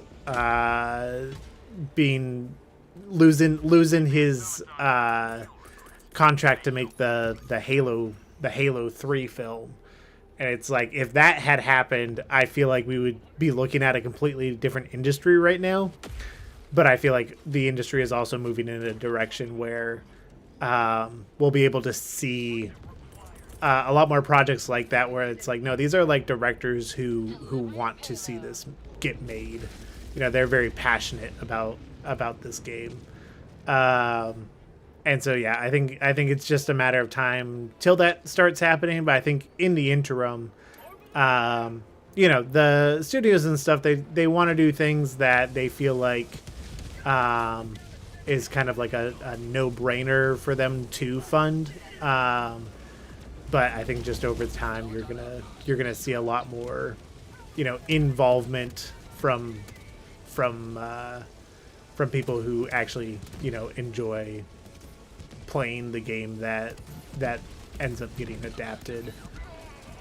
This Halo 3 movie was not made? I haven't heard of that before. Is there like a Halo movie in the works? Yeah, so he basically had he was set up after he made District 9 to hey, here's an idea for a Halo movie, and he went and made this short film. You can look it up on YouTube. It's actually It my is God. probably still like one of the highest quality like fan films like made, considering when it came out, and the fact that he did it with like no budget. And it's just this like, you know, incredible showcase of what like Halo media could be in a film adaptation. And they were basically like, this is too niche, nobody's gonna be into this, and they basically just didn't allow him to make the movie. Yeah, which like I feel like if they had, like, the video game adaptation space would be completely different. Man. This is definitely way more chaotic. This level 7 is like, Yeah. oh, this is gonna be great. This is gonna go really, really well. I can was already like, people aren't stressing enough in the last one. Let's make it a little harder. Yeah, How many we were mostly questions just can you come standing up with? around. Yeah, there's too much standing around.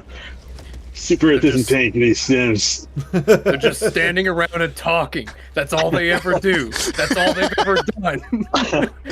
Hey, Foggy Fields, welcome back to the chat, man. Good to have you on Oh, board. is that Foggy? What up, Foggy? Oh man. Foggy's one of our long-time followers.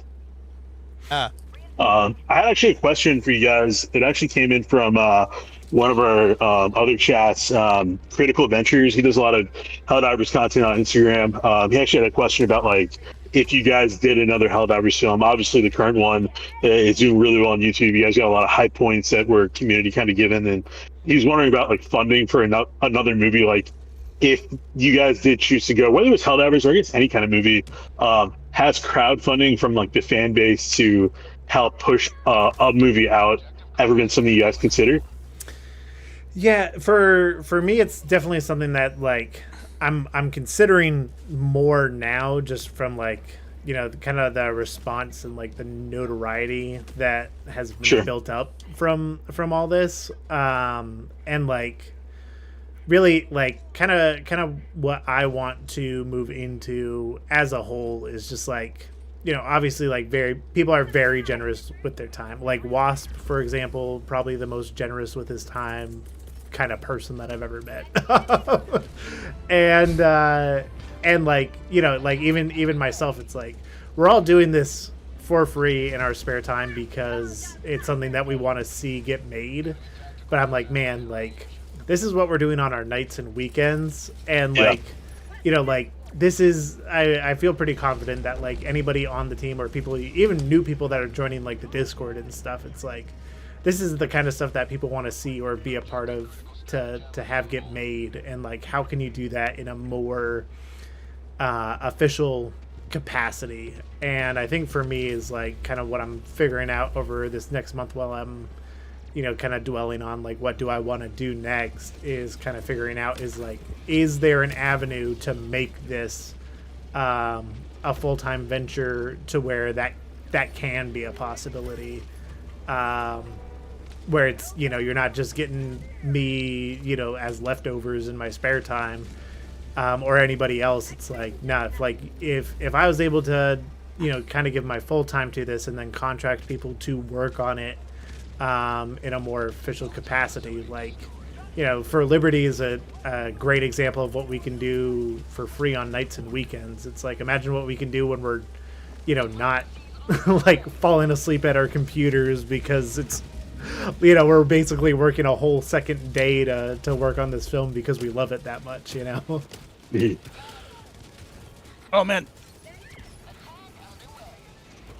I gotta say, Jeremy, that was a good time for you to tag team, and I've just been attacked by like 50 bots. Hey, man, I don't feel so good. We got 5 minutes and 2 more bioprocessor units to go. So Oh my god. Oh, I didn't realize how restricted Oh my we God. were on time. I didn't either. Oh my god. I'm gonna speed myself up. I was just here for the love of the game. Yeah. I'm used to playing on level 10s constantly, so this has been a cakewalk.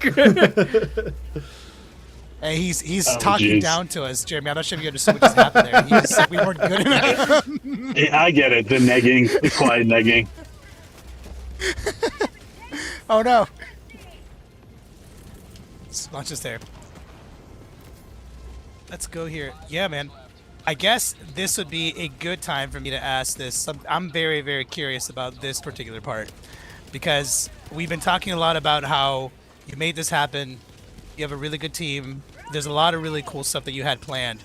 But as with most projects, some things go unplanned. So the big elephant in the room, I think everyone here who watched the movie experienced what happened, right? Which is your video, which did so incredibly well and was just killing it, got taken down. What was that like, man? I mean, I can only imagine the gut punch that felt. In fact, actually, you know what? Context here. I remember what happened that day. Jeremy over here, Hellhub, texted me.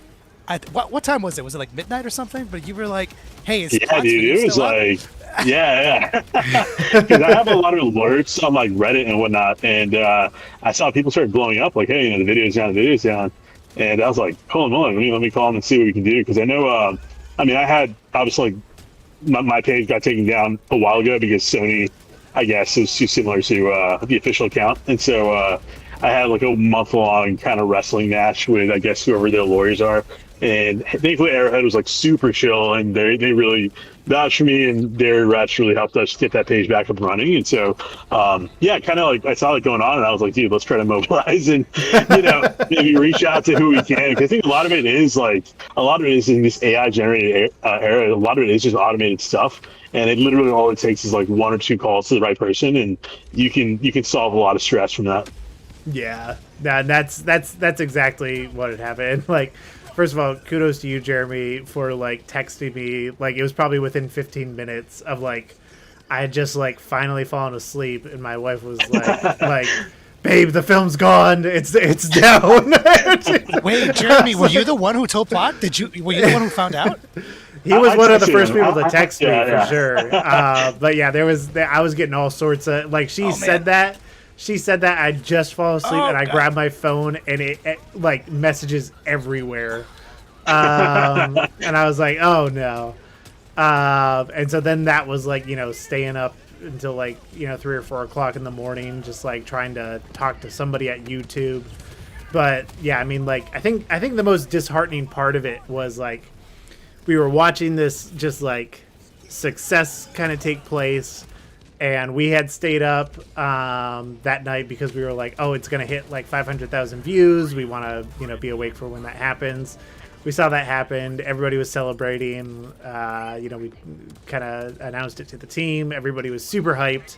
We were like, all right, we can go to bed. We can rest easy.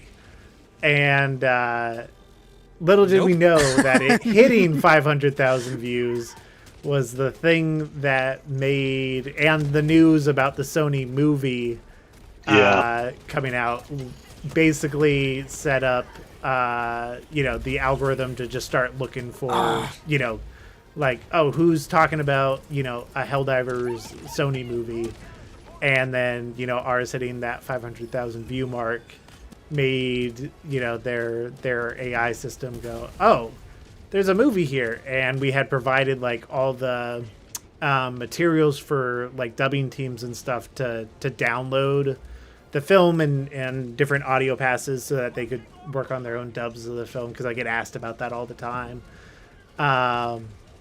It saw a download link in there and it was like, hey, that movie's not supposed to be out yet, and this guy has it. You can download it.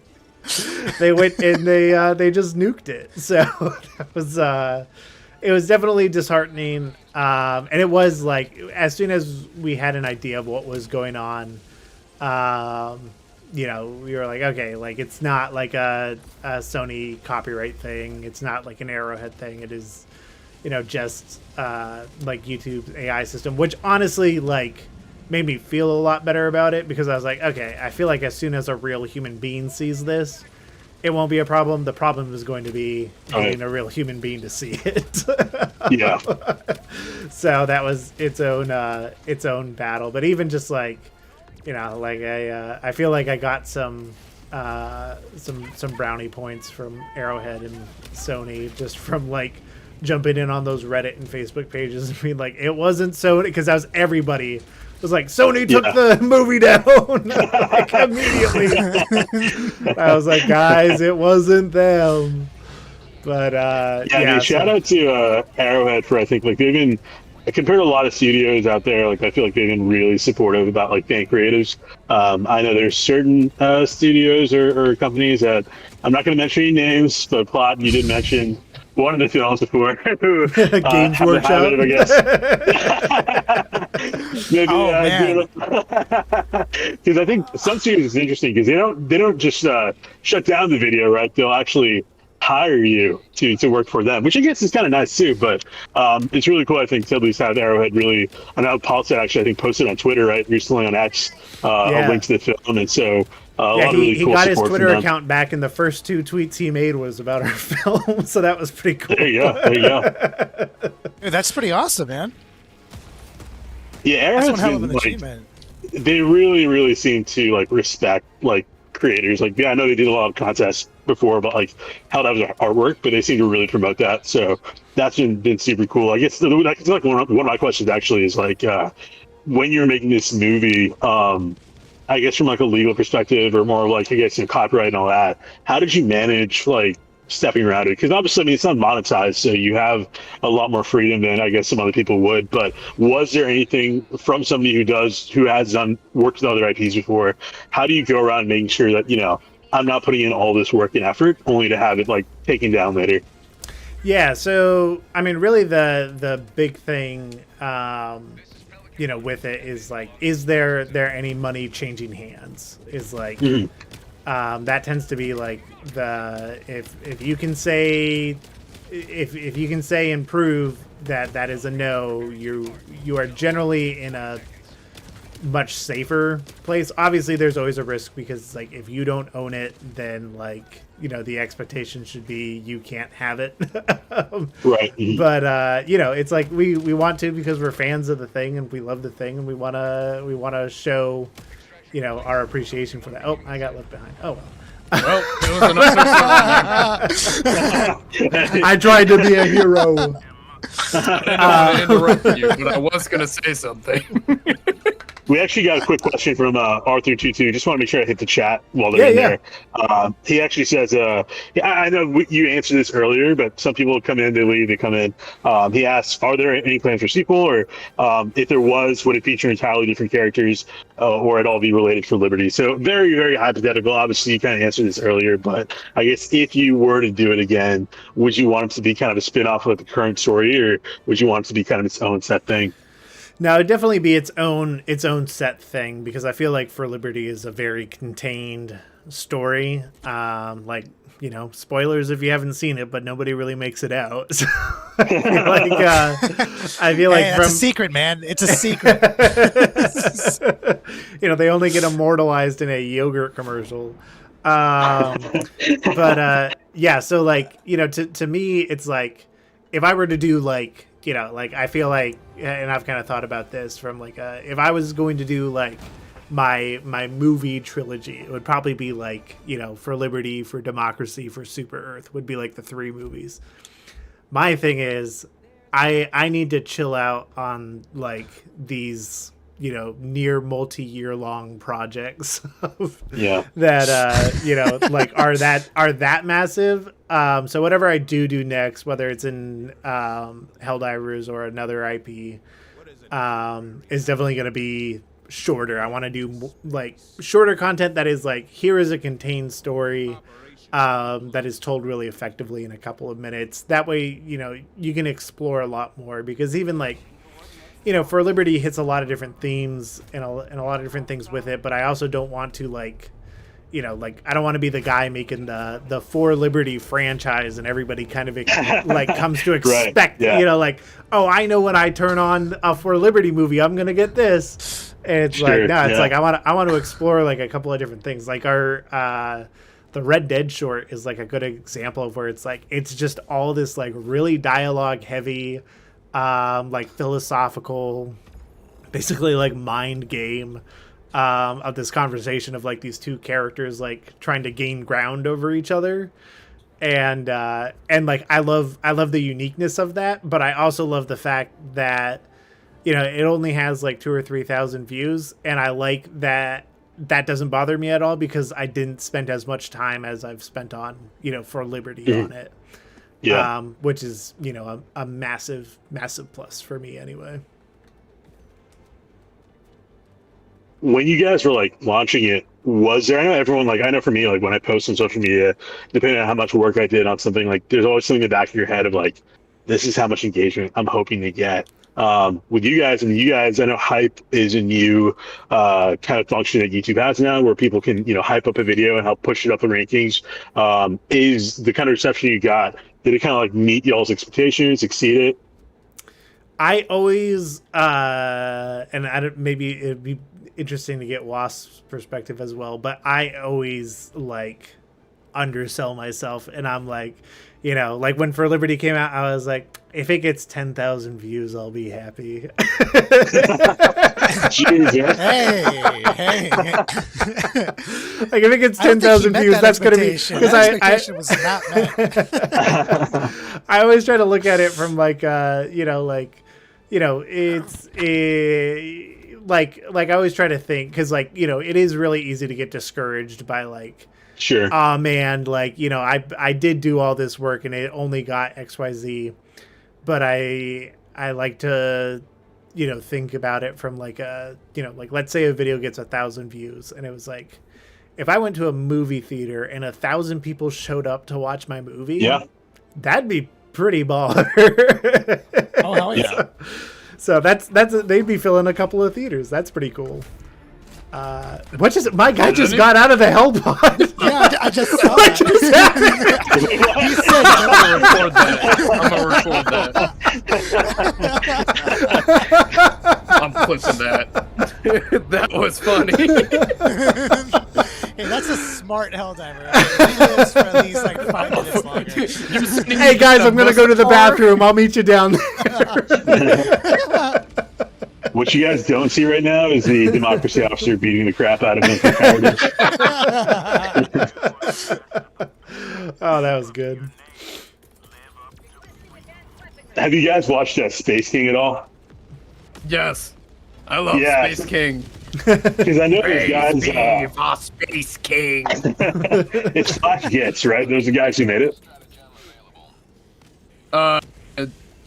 Yeah.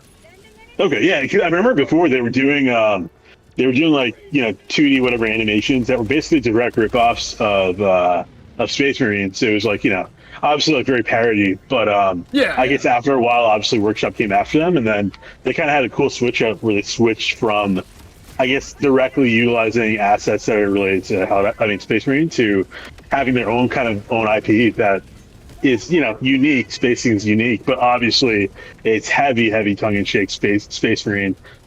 Is that something, not necessarily for Helldivers, but in any kind of other IP, is that ever something you would kind of maybe dabble into, or is that maybe a little too parody-esque to dedicate time towards?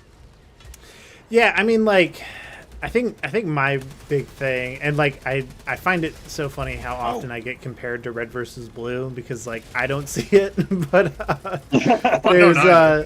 there's a degree where like I kind of look at it as like I could probably write like some pretty decent parody, but like that's just not like what I'm into, and like I feel like a lot of parody, like you can do really effective parody. I think like, you know, a great example is like Pop Stars Never Stop Poppin' or Never Stop Stoppin' is like one of my favorite parody-esque movies, just because of like Andy Samberg movie. Andy Samberg, yep. And it's just like, I love that movie. yeah, and it does such a good job of making like satire out of, you know, the music industry. That like effectively does make it a parody. And I feel like that is like a good example of that, but I feel like so often there's just like parody writing has so many like cheap shots in it that, Sure, you know, make it like there are definitely people who can pull that off. I feel like I would get like, you know, I feel like I would overthink it and actually be like, you know, kind of bad at trying to come up with like a parody of that same thing. Unless it was like, Sure. you know, I think the like probably one of the more like directions that I would go if I was gonna pursue something like that would probably be like one of my favorite comedy films, Robin Hood Men in Tights. I feel like would be like the flip side of that, where it's like that is like, you know, to me anyways, that's like peak parody comedy.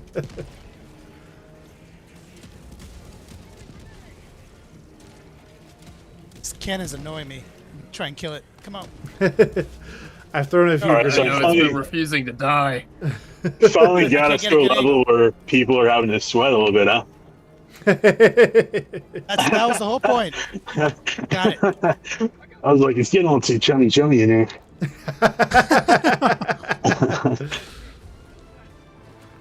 This conversation is way too understandable. I need it in pauses. I need him to be like, "Hey, so how was this film? Oh shit! Oh god damn it!" It wasn't like, obviously, blood-curdling not- scream. Neither Mainquest or I really stream a whole lot, but dude, I'm like, I have a lot of respect for streamers now, for sure, because it's a lot, man. I think especially, I know like this is another kind of question segues into it, but when it comes to like the video production and stuff that you guys do, working with other people, how do you guys like manage that, having like other jobs too? Like, how do you? I know you mentioned prioritizing and being lack of sleep and all that, but how do you like ensure, especially if someone has a family too? Like, how did you like prioritize it and I guess have like deadlines and things like that? Yeah, I mean, like, you know, for me, I kind of have like this is generally what I want to get done by the end of the day or the end of the week. Mhm. And I think part of my personal problem is that like I do oftentimes I try to bite off more than I can chew in a lot of those regards. For myself, when it comes to like when I delegate things out, I try to be like way more respectful of people's time. But for me, I'm like, even if it's like a very little bit, it's like did I get like just a little bit done today? And you know, that might be like, you know, like you know, it's a long day at work and all this other stuff, but it's like, okay, but I need this animation of like, you know, just a character holding a weapon, and it's like, Sure. I think I can. I don't even have to render it out. I just need to, you know, create the animation of the character doing that, and like, Yeah. you know, and like having that little bit of like, you know, like, okay, I'm okay with that being like the little goal that I passed today, but that means, you know, tomorrow I need to get a little bit more done, and I'm like, Right. I'm very good at like for sorry. myself, like self delegation. I'm actually like, you know, I have a huge preference for working at home just because I feel like I'm way more productive and just like on top of things. And part of that comes from me just being able to like self delegate and be like, what are the tasks I need to get done? And like, how do I, you know, realistically kind of create an environment where I can do that successfully.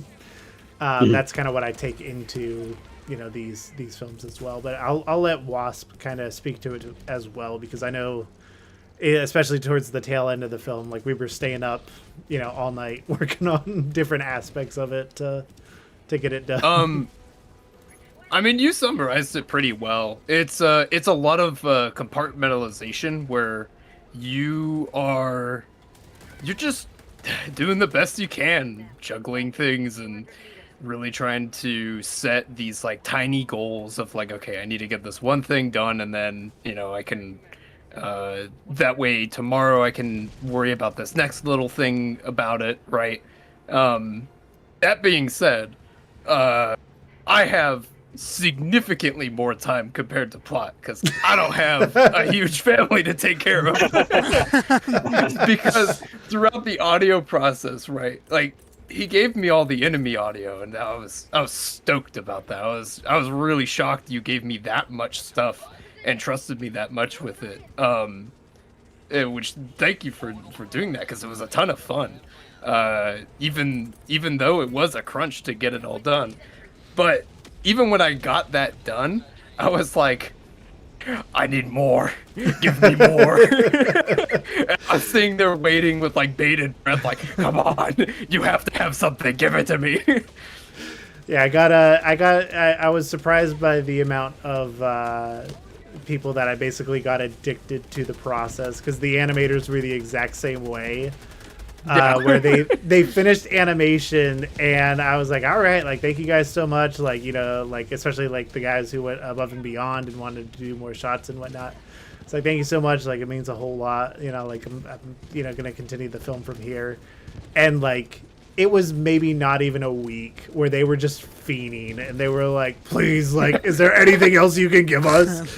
like, you know, can I make a promo for the film? And so like a lot of the marketing material that we ended up coming up with was like just these animators who were like, nah, like, it can't, I don't want it to be over now. Like, I know a couple weeks ago I was ready for it to be done, but now I'm like, give me more. I was like, I mean, if you'll take it, I'll give it to you. Oh, man. We're having quite the fight for our lives right now. For democracy, man. Yeah. Oh, man. Oh! I'll tell you, just in between these questions and everything, as we're playing, since I did work on the enemy audio, having to listen to all of their voice lines and noises over and over again, I can hear it all now. Really? I'm like Oppenheimer right now. I hear it all. It interconnects. I see the universe. He sees the numbers and everything. Wait, so what can he hear? Like, oh, maybe it's too late now that they're dead. I What hear can the you I'm curious. berserkers. It's very easy to pick up Hulks because they have this really deep bassy voice. But I think they use like the normal troopers like dialogue. It's just incredibly bassy, and it's like a dreadnought, you know, from 40K. Berserkers are by far the most annoying because I think their dialogue is literally them just saying berserker. Bazooka.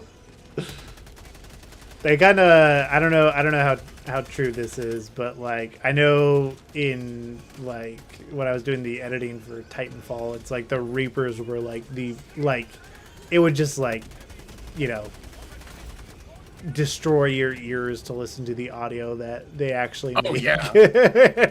I feel like the Berserkers are kind of similar to that in a way.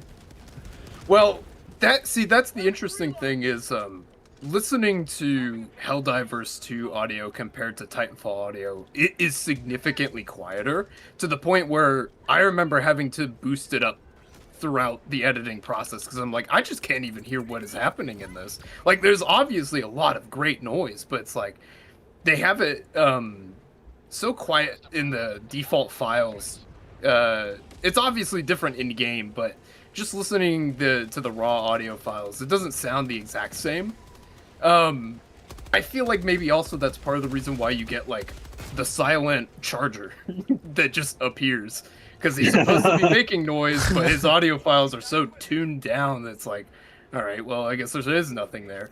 But by comparison, Titanfall 2, or Titanfall in general, is so much louder. One of these days, I'll send you the drone sound effect from Titanfall 1, and I'll just let you listen to it.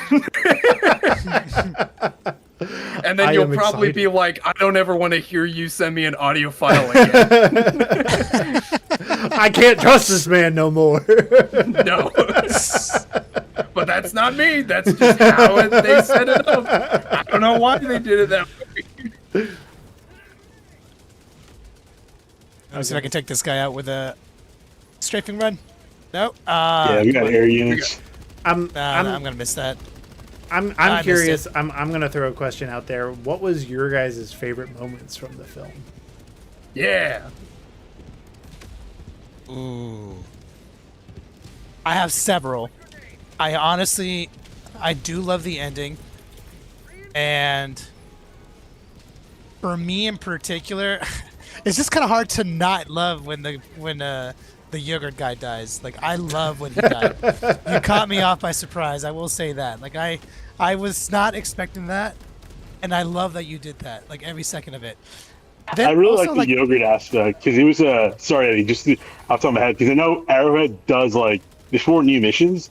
I don't know if you guys remember, they did like before the Illuminate invasion, they had like gummy bear ads, right? Mm-hmm. And stuff like Yeah. that. So it was a really nice like, homage to that. But Eddie, sorry, go ahead.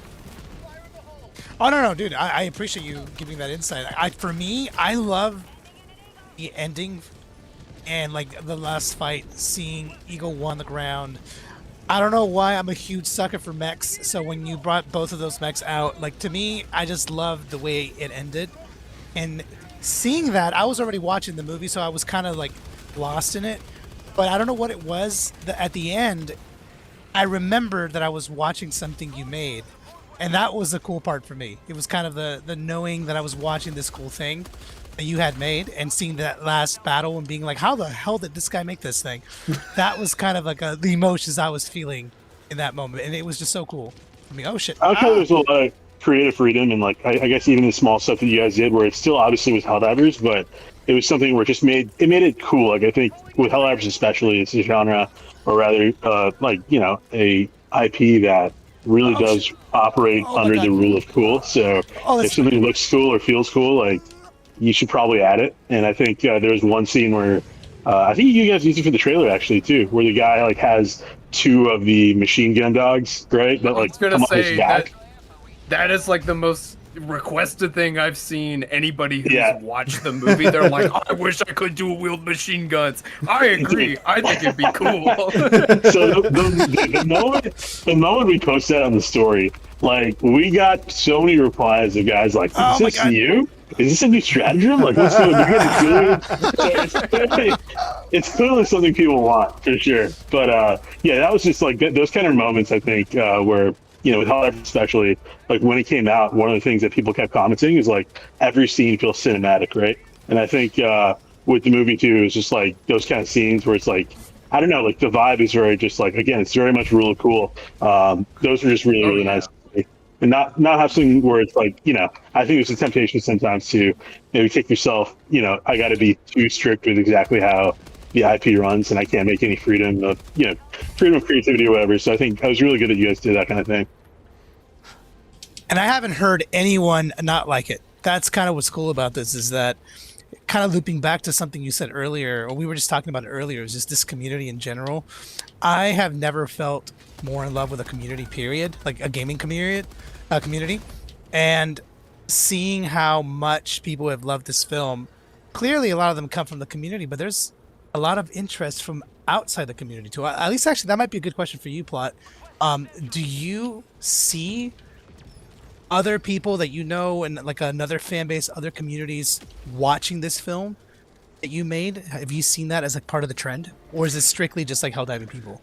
No, I've definitely had people like reach out or just see like people who are like, I had somebody hop in my Discord earlier who was like, I've never played Helldivers and never been into it, but like I love, like I'm a sucker for narratives, and like they were basically asking just like questions to understand more of the nuance of the film and stuff, just because they were so fascinated by that aspect. But one of the things that like, you know, I always go into with these films, because it is so easy to get caught up in the like, you know, how do you just make something that like a fan would absolutely love? I'm like, okay, there's a degree of that, but there's also, could my mom enjoy this?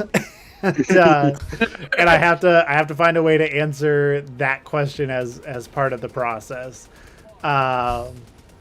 And like a great example of that, and something that I've seen a lot of people comment on as well, is the fact that we changed the Dynamo armor from being white to looking more like standard issue Helldivers armor as far as the color scheme goes. And the purpose for that for me was, I was like, okay, if my mom watches this, she's gonna be like, well, who's that guy? Like, what's his deal? And then it would be like, well, mommy, like that's just like another armor you get in the game, and she'd be like, okay, well, but like, why does he look like that? And you know, it's like, how do you reduce those questions, because they are legitimate for somebody who's coming from the outside, and so like, you know, going into the script writing and all the development and stuff, I was like, how can like anybody enjoy this coming in, but a fan can enjoy it even more because they're kind of in on like some of those inside jokes and stuff. And I think that's what kind of made it stand out in that regard. Yeah, even with like the medic armor, right? It was like in game, it's kind of this fluorescent green, white color scheme, but having that, you know, traditional more medic symbol, I think really helps people who aren't familiar with the game to get in, especially since Helldivers technically, I mean, you've got light, heavy, you know, medium armor, but you don't necessarily have like classes, right? Like other games. Right.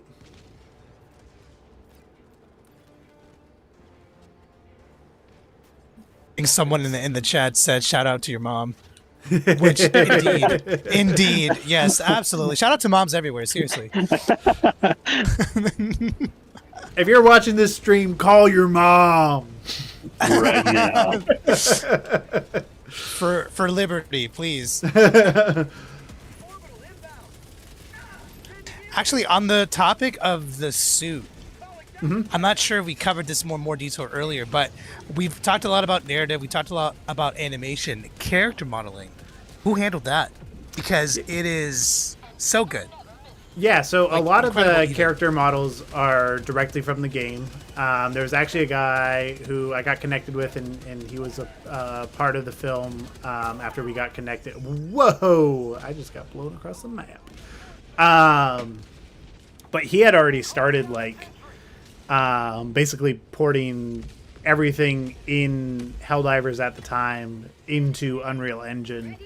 And when I found his kind of work on that, I was like, oh, this is like perfect. This is great. And we got to chatting, and I, you know, learned a little bit more about him and stuff. And he was like, yeah, like I was just like, I was making this because I wanted to do like my own Helldivers film stuff. And like, just by the end of, you know, trying to get stuff into Unreal Engine and stuff, I was just so discouraged that I didn't want to do it anymore. And it was like, you know, you working on your thing, like, is kind of what reinvigorated my motivation for it. And there's been a few stories that have come out that like have truly warmed my heart in that regard, of just like people just kind of being like, I was just ready to give up, and like you were like, your thing kind of came up, and I was like, I'll just do it as one last chance. Or like people being like, you know, oh, like I've never done anything, and like, you know, this is an opportunity to do something.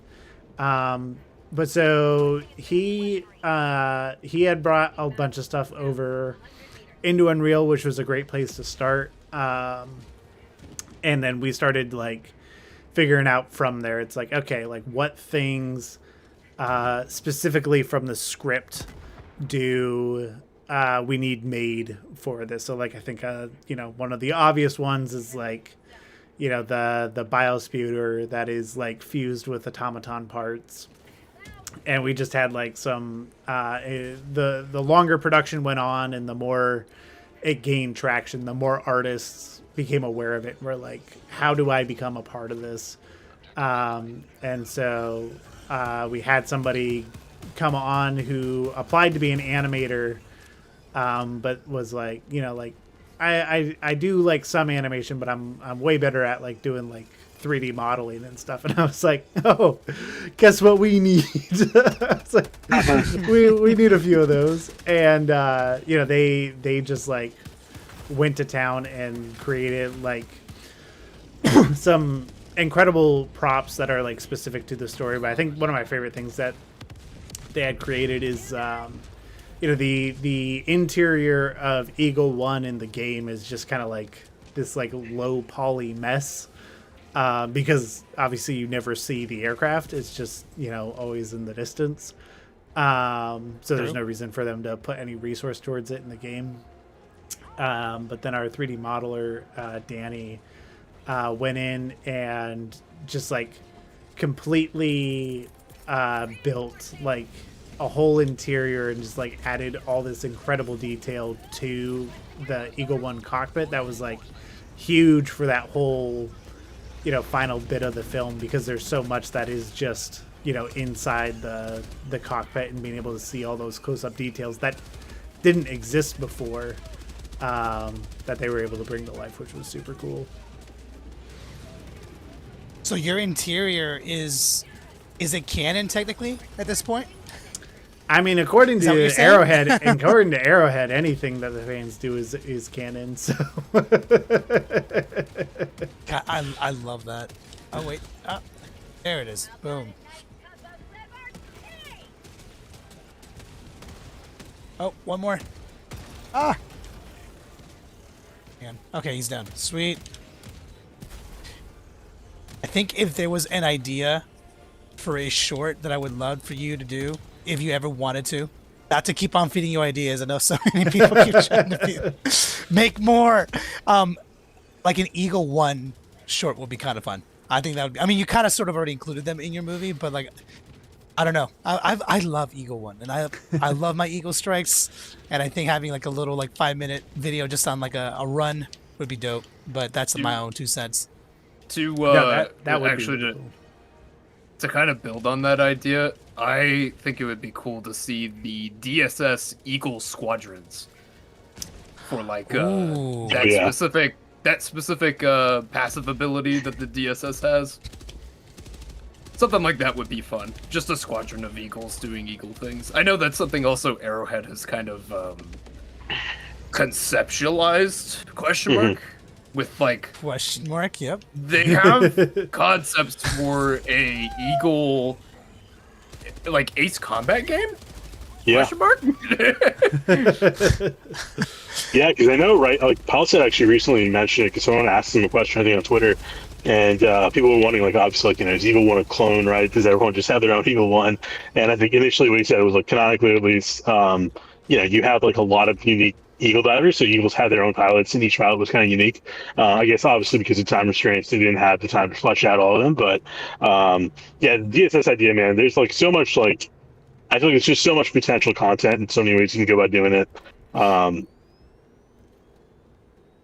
Yeah, I mean, that was something that we had talked about early on in development. It was cool to kind of also bring over the Discord and stuff in on the conversation. But it was like, how are we going to tackle Eagle One as a character? And I kind of like presented 3 options where I was like, okay, do we either do Eagle One as like she's just one singular character that is like, kind of providing all the overhead air support?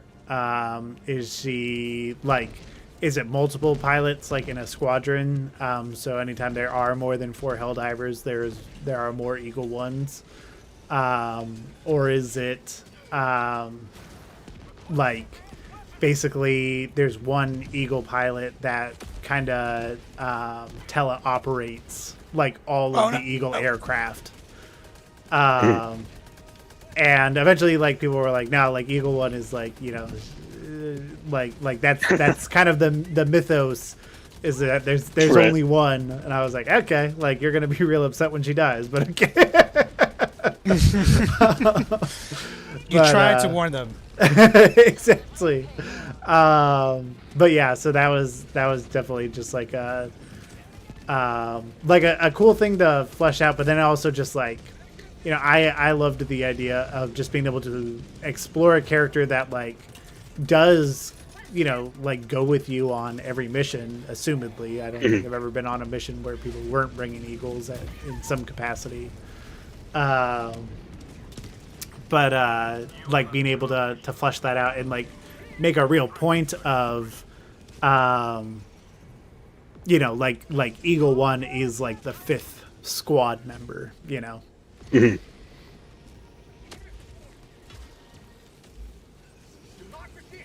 Oh, there's a bunch of guys right here, right where I landed. Whole bunch. Oh shoot! Yeah. Oh my god! Oh dear God! I'm Okay, impressed, though, guys. We're doing good. Level I'm 8. getting out of here. Oh boy! Too easy. Oh, Too boy. easy. Oh boy! All right, time to spice this up. Okay, see, we need to lovely. try level 10 and conducting more questions to just see how well that goes. Like at this, it's going decent enough, I would say. Come on, I'm up for the challenge. Oh yeah, Now heck yeah. you gotta start wasn't- giving us the harder questions, like math questions. Absolutely. Pythagorean theorem is coming. Okay, anyone that took geometry? I had to warm them up, Eddie. I wasn't sure how skilled they were, but they're very much impressing me. I shouldn't have doubted Plot and Wasp. Best dive I've seen in a while. Yeah, you guys can, yeah, you guys can hold your own. Oh shit. Says What as I, like, when turn you around. guys when you guys do play, like, do you have a preferred mode? Do you have a preferred what? Like a preferred difficulty mode? Because I know, like, with Helldivers, you have like a huge array of kinds of players. Like, some guys like only play at the absolute highest difficulty. Other guys, it's sort of like a chill kind of gaming session after the end of the workday. Do you guys kind of have a similar kind of outlook when it comes to like how you guys play Helldivers on your own time? I mean, I usually play level 10s like pretty like exclusively, but I do like, especially when you see like a new influx of players, or like when the Xbox players came over. What was that, just like- Jeremy? I just saw you fly.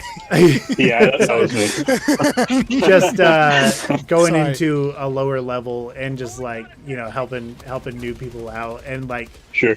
like I think one of my like top like Helldivers moments was there was some guy who had just gotten the game, and he encountered a Bile Titan for the first time, and like for me it was like a very easy encounter, but just hearing him freaking out over the mic the whole time was Yeah, great. yeah.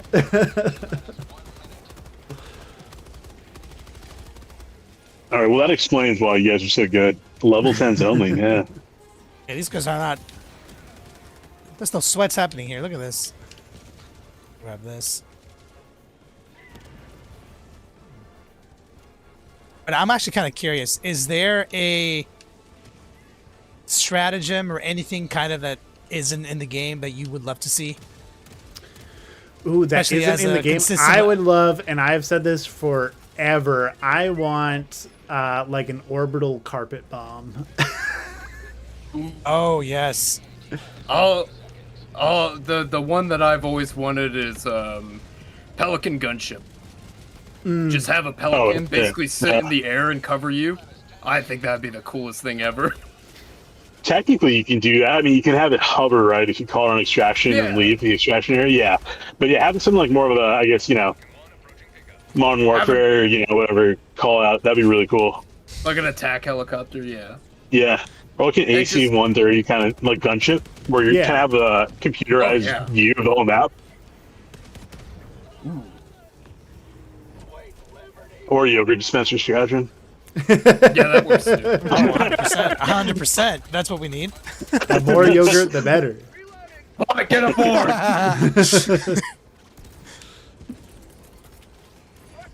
I think another cool strategy. I mean, I'm really like into, because of the mode of the game. I think like having more meme strategies would be cool. I know if you look at some of the little holodecks you'll see lying around, like they'll have little messages, right, that Helldivers will leave behind. And I think one of them said like your request for a pet has been denied, or a pet goldfish has been denied. And I think it'd be kind of cool to have like kind of these kind of dumb stratagems. So maybe like you have it right, you call down like a pet goldfish and it's on your backpack, and like the whole goal of the mission is to finish the mission without the pet dying, right? And if you like survive with it, you like get a little reward or something. But I like the idea of like having more meme based stratagems. Although the community might vehemently disagree with me. Well, they did have like obviously it was obviously it's the enemy, but that one like mission type on the Terminated front where I might have cut out. Did we freeze? Yeah, we I think lost something you, cut yeah. out. I don't know.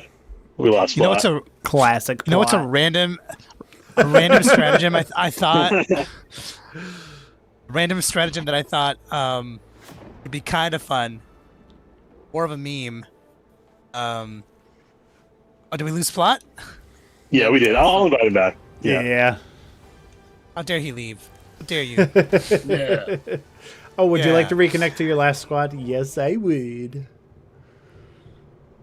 While All ago, right, guys, you're level 10. Level 10. level 10.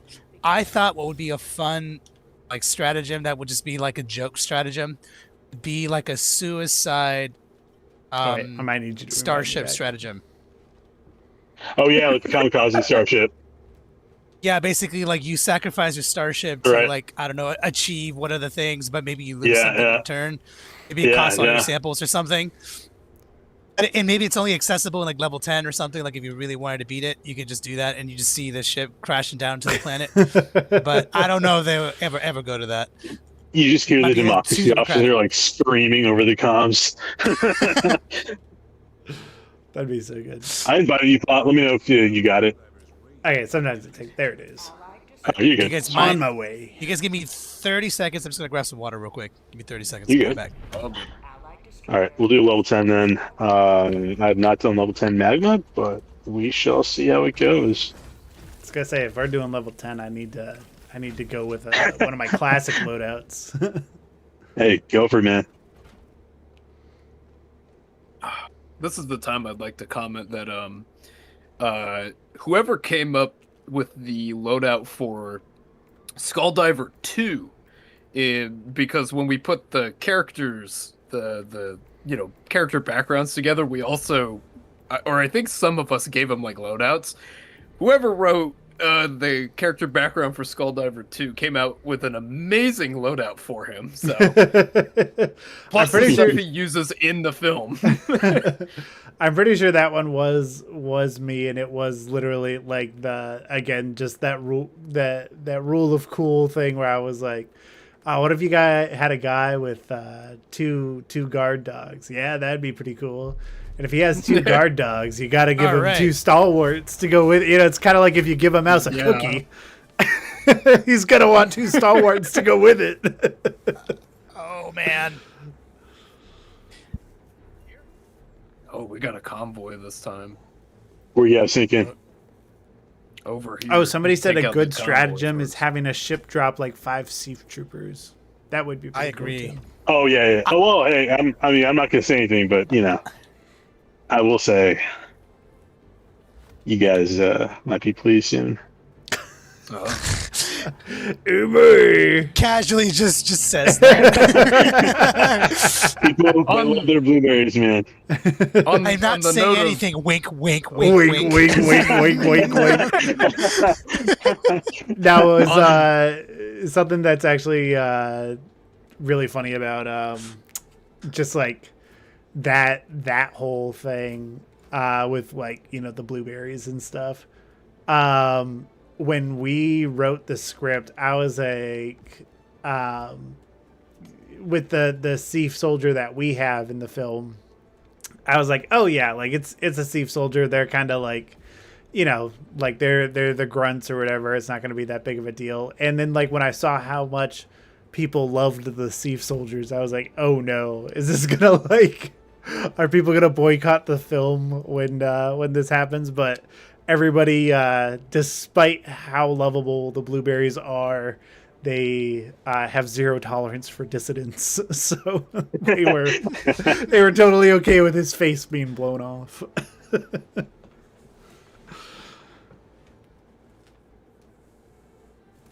I remember when in the second draft of the script, reading through it, when he wasn't a Seaf soldier. He wasn't. That is true. He at one point He was just a normal dishonored Helldiver. Yeah, he was a dishonored Helldiver without his cape.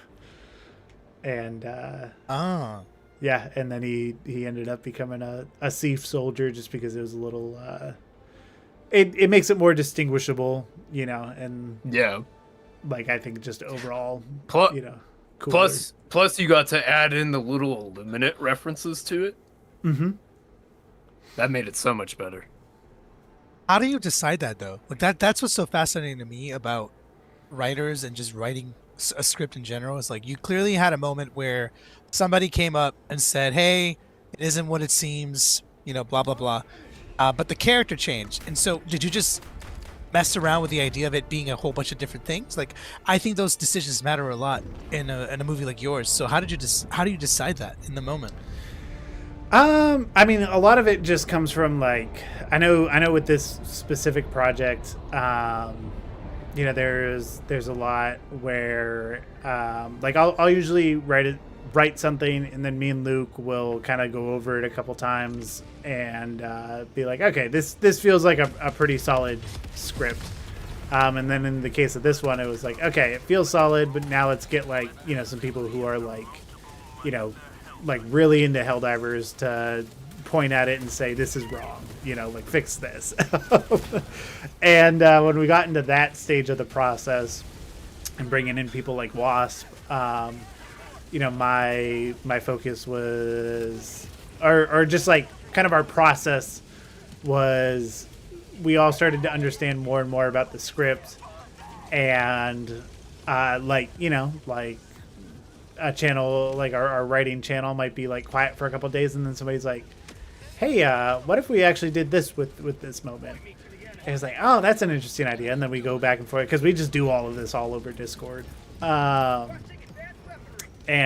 we just play with that idea for a little bit, and you know, eventually work it in, because like for me, I'm like, and the same goes for voice actors as well. To me, my thinking is, if the story itself doesn't change, like I am all good with changing the content if it makes things better. Like obviously there are times where it's like you have to roll some things back, or just be like, all right, this is like kind of like we've lost the plot, we need to walk it back a little bit. But for the most part, I'm like, if people have these different ideas, and I love bringing in those ideas, because I'm also just one person, you know. It's like I only have my life experience to draw on, and I can only write from like that one perspective. So if somebody else has a different perspective or an idea, I want them to be able to express that. And even if I like vehemently disagree with the idea, like I still want to hear it out, and even like try it if they are confident that it is going to work or would be the right call. And I feel like that's where, like, you know, some of the best creative decisions, not only in writing, but like, you know, even that happened a couple times with the music, where like, you know, a composer would be like, I have this idea for, you know, this moment, where I want to do this, and I'd be like, I personally, I don't see it, but you definitely seem like you have a good idea of what you want here, so go ahead and try it, you know, and we'll see how it comes together. And like, you know, kind of, I feel like leaving those opportunities open is when you get the best stuff, rather than trying to, you know, like basically be like, it's my movie, you can't touch it.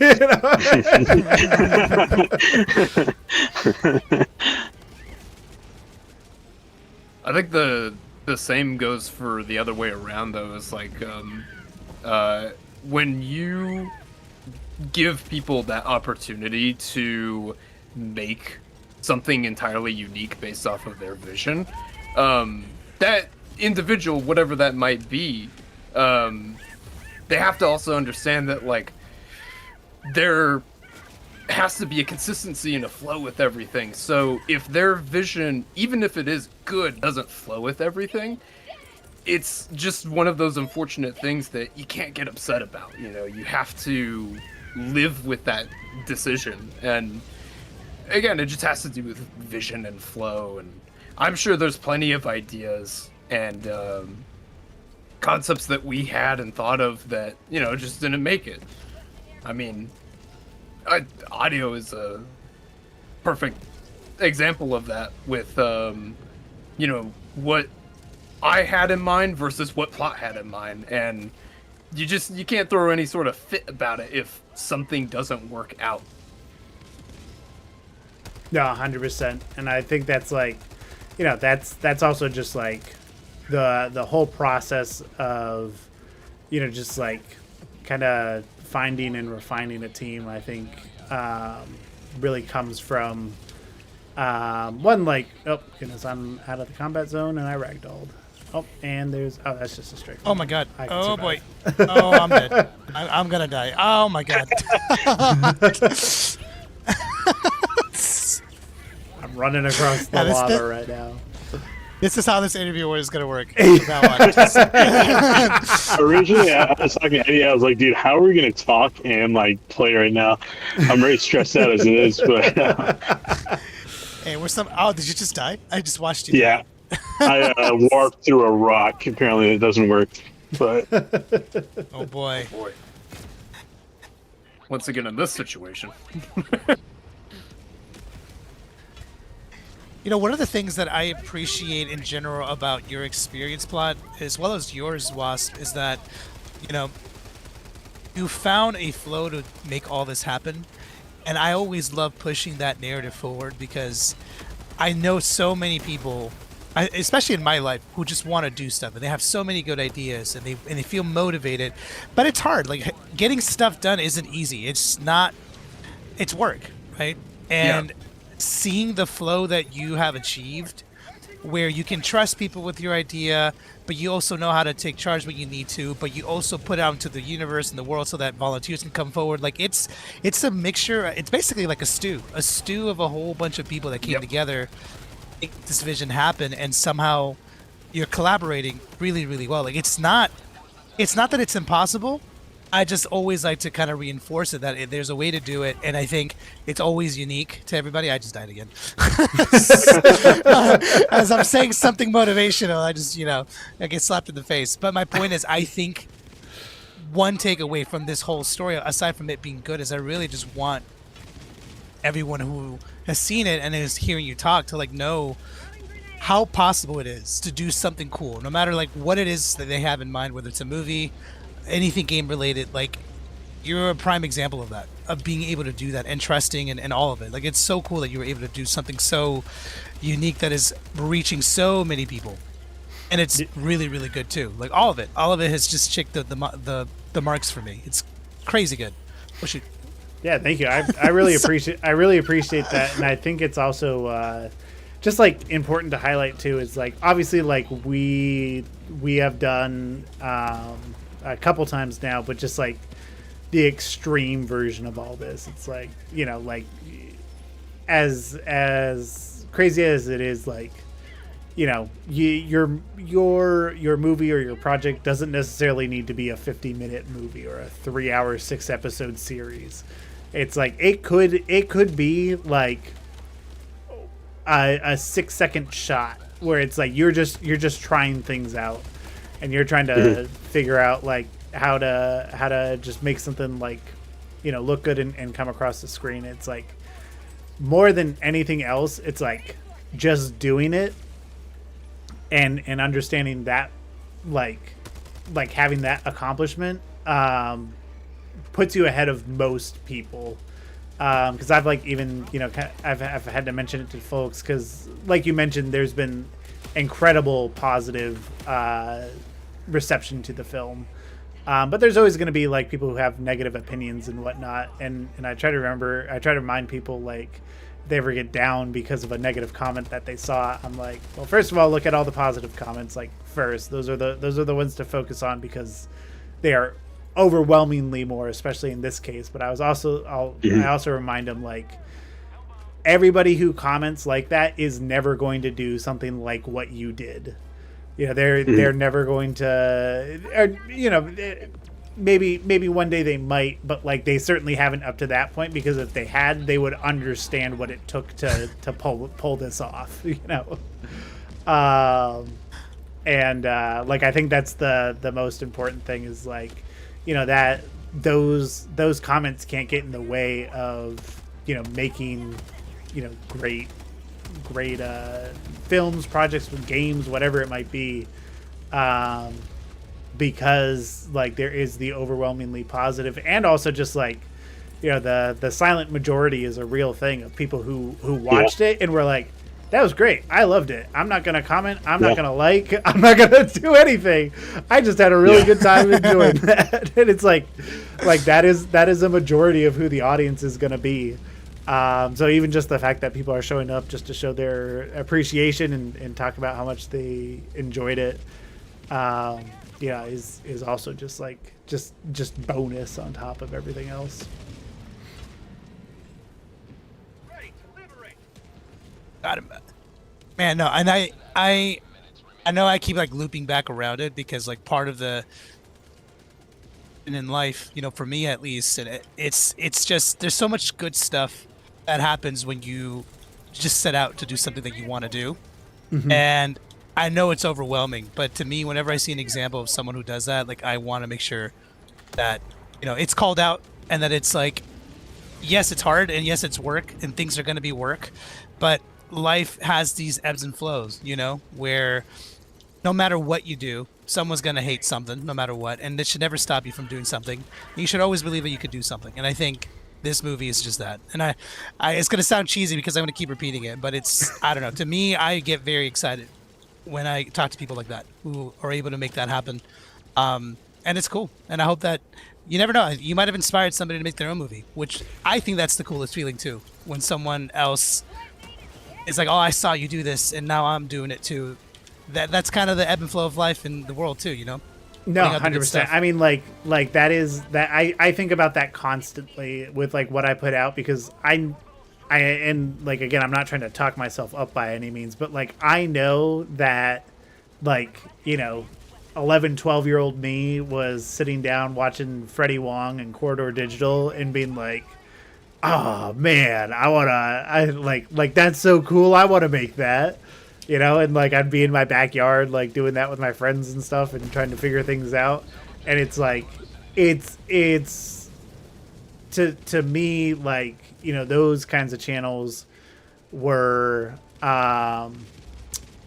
they were a big inspiration just in the like accessibility of like, you know, like, oh, like these are just clearly like some guys, you know, like just doing this. And like I know just like especially whenever I see somebody who like, you know, clearly is like a younger audience member like commenting or whatever, it's like just knowing that that's probably a kid who just watched this and like they what they want to do like became clear to them, or they you know, they're going to download Blender or Unreal Engine just because they watched this and want to tinker around with it. And I think that like aspect is super cool. You highly recommend Blender for anybody who wants to learn, right? Because Blender's open source and free to use from what I understand. Blender and Unreal Engine are open source, free to use, and like they have such incredible community. Blender especially, just like the community around Blender, and like, you know, anytime you get lost on it, you're never going to encounter a problem that somebody else already hasn't, and everybody in the Blender community wants to share that knowledge. So yeah, like 100% would recommend to get into it. And even like Unreal Engine, just like how much more they've developed it over the years. I got into it because for me it was an angle of filmmaking where it was like, oh, I can do like a lot of things that I want to do in filmmaking. I'm just doing it, you know, virtually in a computer, and like I have more nuanced control over these things. That's great. And that was kind of my approach to it. But I would say like generally for anybody, it's like, you know, if you're just trying to get into this stuff and trying to understand it and whatever, it's like Blender is a fantastic option. And it's free. It's, you know, it's an internet download away and it runs on most computers. So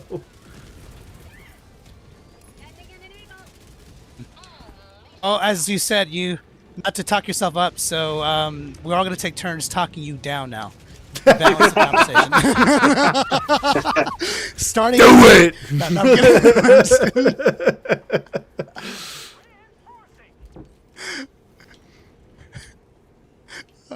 Oh my god. How many lives do we have? We have 3 lives left. Jesus. We got. Oh my god. Yeah. So... I forgot about the actually acquiring the school, so I thought it was just obtaining coordinates. I was feeling good. Now I'm like, I don't know. Oh my Yeah, I was god, getting dude, bullied, I'm so like. but... Oh my god. But I'm yeah, I so mean, glad I this- think just to kind of add on to what Eddie said, I think, I mean, I work in social media primarily, and I think one of the big things, especially now, is like we kind of have this weird era now where like people. So I work with like different businesses to do ads and things like that, and one of the things that we've started to realize is like people are like getting really savvy when something's kind of phoned in, right? So if something's an ad, people know. If something's like kind of fake and not really done with passion, people know. And so I think like right now there's like a huge premium where when especially like original creators come out and people are always going to have their complaints. Like you have movies and studios that'll make whatever throw offs of like a certain IP, and obviously the fans like go into it hopeful, and then the IP or the movie doesn't turn out anything at all, meaning like the people who made it maybe don't respect the IP at all, and that's kind of like what's been happening for the past few years. And I think now there's just a huge premium being put by the population on content that it might not be like 100% perfect or 100% A-list actors, but it's like authentic and it's real and it has like passion behind it, and it really respects the original source material. And I think people who do that seem to have a lot more success than other people who try to stick to like a formula or an algorithm. No, 100%. And like, yeah, I mean, that's, I try to I try to explain that at work all the time, is like you do not over engineer like something that is trending, or like it's it's, I've seen so many reels of like people even still today just making jokes about like businesses being like, should we make a meme about that guy cheating on his wife at the Coldplay concert? It's like, brother, that ship has sailed.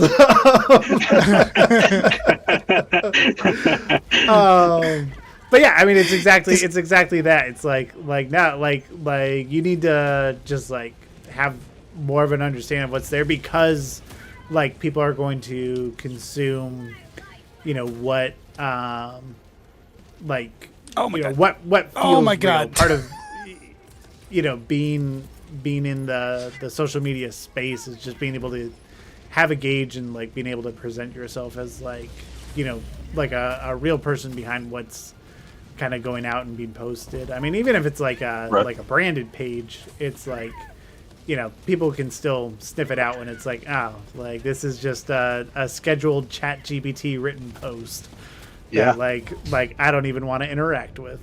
Also, I am getting bullied mad hard right now by these factory streamers. You're gonna have to get used to it because we only got one more reinforcement.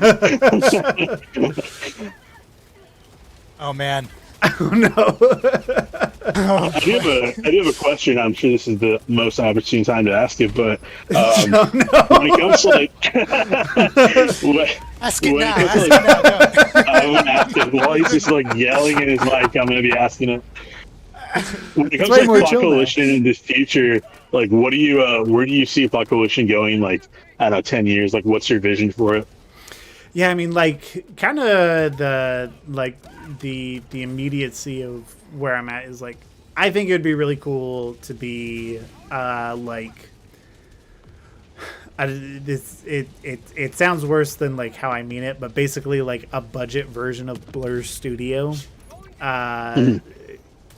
I think would be like super cool, where it's like continuing to work in the video game space, but just being able to create these different cinematics for different games, especially just like more immediately. Like if it was going to be a more business related thing, I'd love to do it in a space where it was for more indie studios or whatnot. Like I don't know if you guys have ever heard of the game Diesel Knights, but like that's no.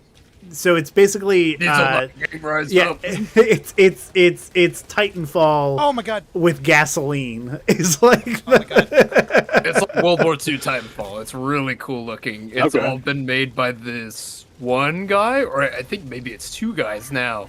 Highly recommend you look it up on YouTube. It's so cool. Yeah, I think they have a more fleshed out team now, but like it's just very small, like indie game, and it's like it would be so cool to give them like a AAA or even just like a AA like cinematic of their game that they can use, because like they can't hire somebody to make you know, a cinematic that costs like $1 million per minute of screen time. It's like, no, Yeah, it's like, yeah.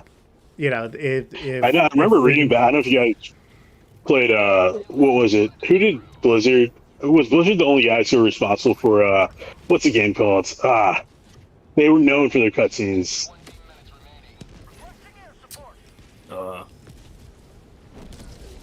It was. They made a movie out of it too recently. It's like orcs. It's like fantasy driven, but they were talking about like the cutscenes and how much it costs to come out, and it was like, yeah, you mentioned like $1 million. Like it was like every like little preview for the game was like, yeah, a minute long thing, but it was like millions of dollars. And I guess now, you know, people who are passionate enough can kind of just do it on their own almost. Right, and it's like, you know, that's something that like somebody had. I think it was actually. It was, Guys, it I'm was not built for the this. guy who runs the Halo follower YouTube channel. Me and him are like online friends. And he was like, I don't know how nobody's talking about this, but like the way that you like successfully marketed this film, to like set it up for success, like is such an understatement. I was like, thank you for like acknowledging that, because that is a huge component of like, you know, you can make the coolest thing in the world, but if nobody knows about it, it's like, well, then you did make the coolest thing in the world, I guess. What was like your marketing strategy when you came in? So like, I mean, in the very beginning, it was very like, just like very shoot from the hip. Like, is there something coming up?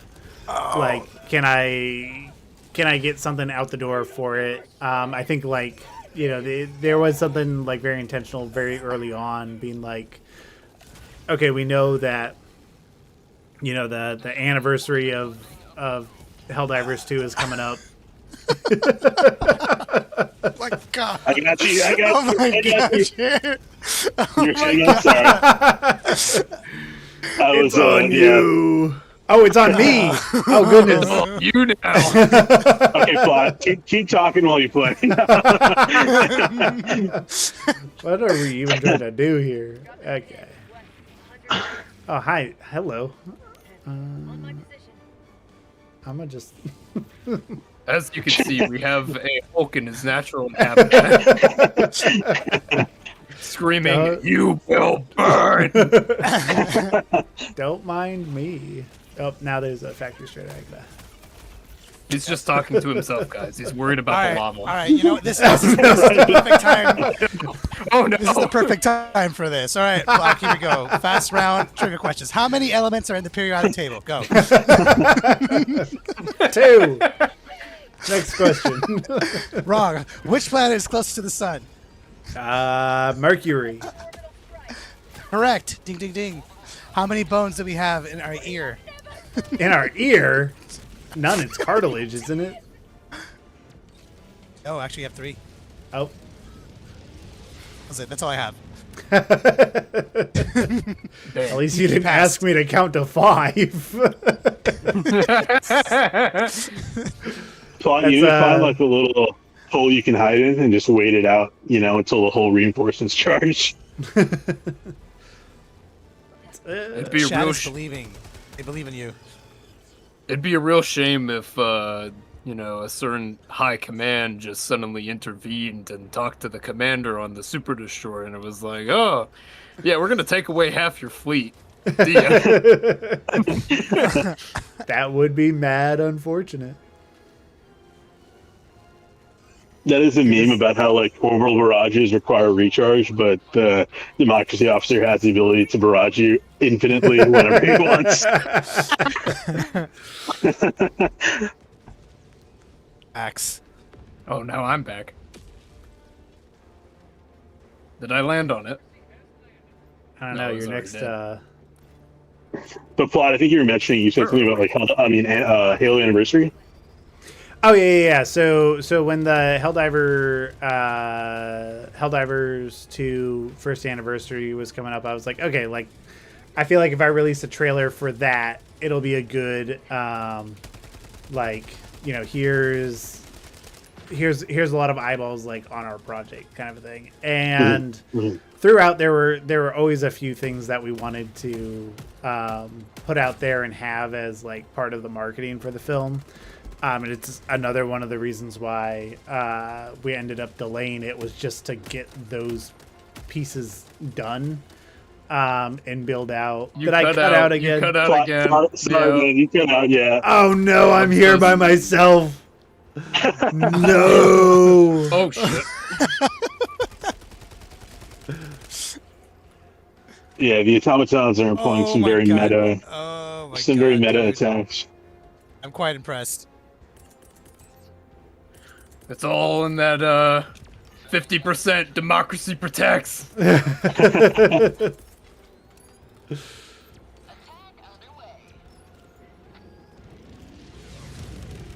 I don't even know if this is doing the mission name. I think I glitched out the I might have to invite you again. Yeah, I Yeah. sent you an invite. Oh come on. Oh come on. Oh man. Feel me now, D-pad.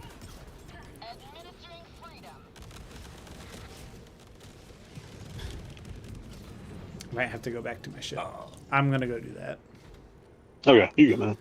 We may be in the same situation soon. Oh my God! Come on. I don't know how much I- longer we're gonna be able to survive this. I just got here. This is just like the end mission of Halo Reach, where it's just survive, flashing on the screen. If you want to invite Oh, me shit, back, I'm how back am I- on the ship. I'm like behind the whole thing. Shit. Oh. I keep So forgetting is, I should probably swap out these smoke grenades. Is the invite going through, Pixel, or nah? I haven't seen it Or yet. no. Okay. Oh my God. Okay. Well, it was an honor serving. I'm staying alive. Okay. I don't care. I'm finding a way. Hang on. Where am I headed? Where am I headed? Where am I headed? I'm on the outskirts. Okay. So I vote that we regroup at least once, and we try to do the. I don't think we even have enough time, do we? Okay. What are we trying to do? At least get the objectives done. I'm trying to. Clock's dropping in. Yeah, we got what? How many? I mean, once the ship leaves, you can still get stuff done, but you know. All right, let me at least get one more review down. It's like 18 seconds. Oh, plot brought some Wasp, reinforcements with them. our wives are just chatting in my live stream. They're just texting. Oh, at I'm this well point. aware. Oh my God. She's still sitting on my bed. She's laughing right now. Calm you down.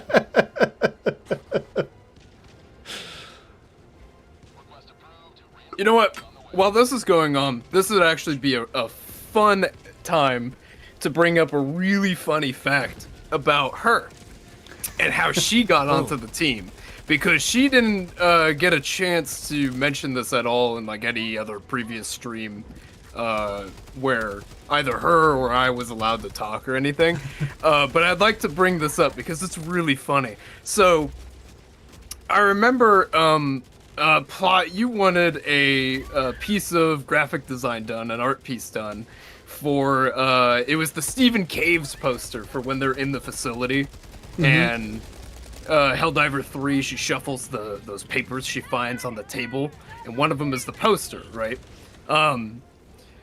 When he approached me for that, if I recall correctly, I mentioned that my wife, Grape, she also does art. She does the coloring for the graphic designs that I come up with. And so because of that, we got to like tag team it, and that's how Plot got to meet her and how we managed to put everything together. The funny part about this is he had essentially employed her, right, for this job to come up with this piece of art. before she had ever signed an NDA. So technically speaking, she could have leaked everything. Yeah, there was one part where I was like, hey, like I know you've been working on stuff, but could you sign these real quick and send them back to me?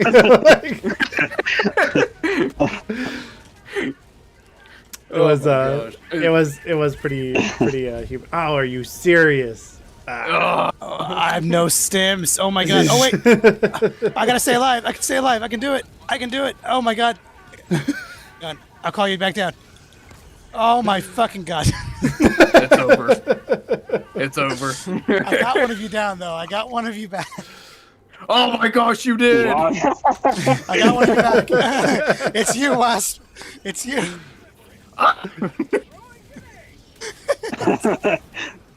Unfortunately, I already have a fresh set of things. Oh no, but I've stepped in fire.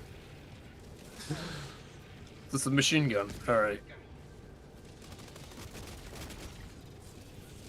You know, we can make this canon, and this could be how the story of the other group in your movie, the ones that stay behind. This is how it ended. Yep. They stayed until the planet was but glass.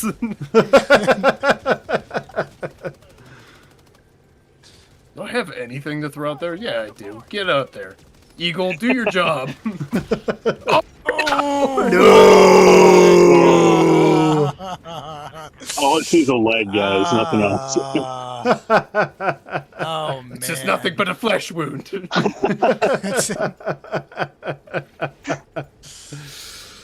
We had 10 minutes left, too. Hey, dude. It was an honorable effort. Yeah. I don't know. I'm getting told it's disgraceful conduct. So, note to self, Helldive 10, not a good idea to ask questions while on Helldive 10. Yeah, it was definitely a little bit of a rough one. I think especially the Magma planet, man, feels more like Helldive 11. I'd agree with that. I'm still getting used to watching where I step being just melting you immediately. I wish it did more than I wish it did more than set you on fire though, because it is almost like instant death. I kind of want to just like watch your character sink down, and then like when you get out, like your legs aren't there anymore. Yeah. Very Monty Python-esque, right? Merely a flesh wound. Just merely a flesh wound. Just start rubbing your wounds on the bots. I've got time for one more game. I know a lot of people are memeing about it, but basically you've got what's called the Platinum Mission, right? And apparently on level 10, it's like impossible. Like, I don't know if anyone's done it yet. If you guys want, it's a 12-minute mission, quick blitz. I've got time for one more of those if you guys are open to it. Sure. I'd be down. I just unlocked the chainsaw, so I kind of want to use that. Dude, they just buffed that too. So it's heavy penetration now. Oh, nice. Let me unlock something here real quick. What should I get? Laser cannon, grenade launcher. We're doing bots still? Yeah. Grenade launcher isn't bad. Against the bots? I've actually never tried. I'm gonna get that. I am a big fan of the grenade launcher. I think it's definitely underrated. 100% agree.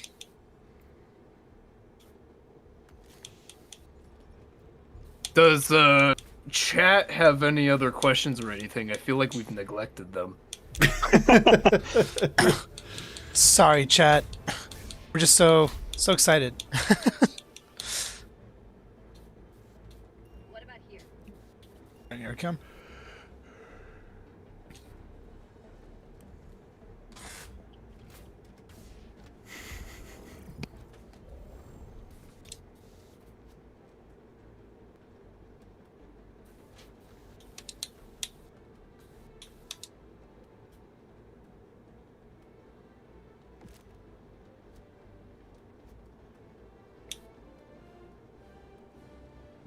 Let's see, this is rapid acquisition. Okay. Yeah, it's platinum, so All right.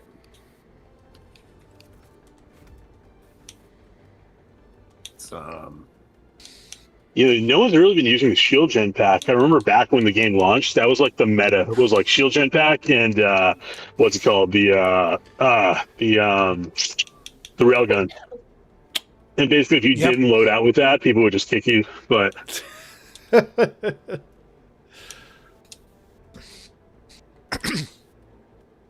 Me and Wasp are gonna match. Hell yeah. Another skull diver for the cause.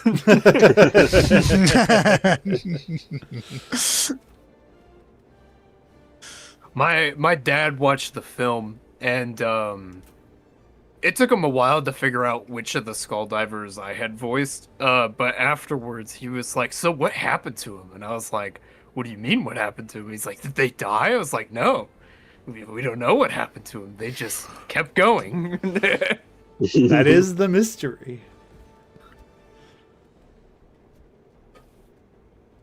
Hold on, I'm making sure my drip is on point.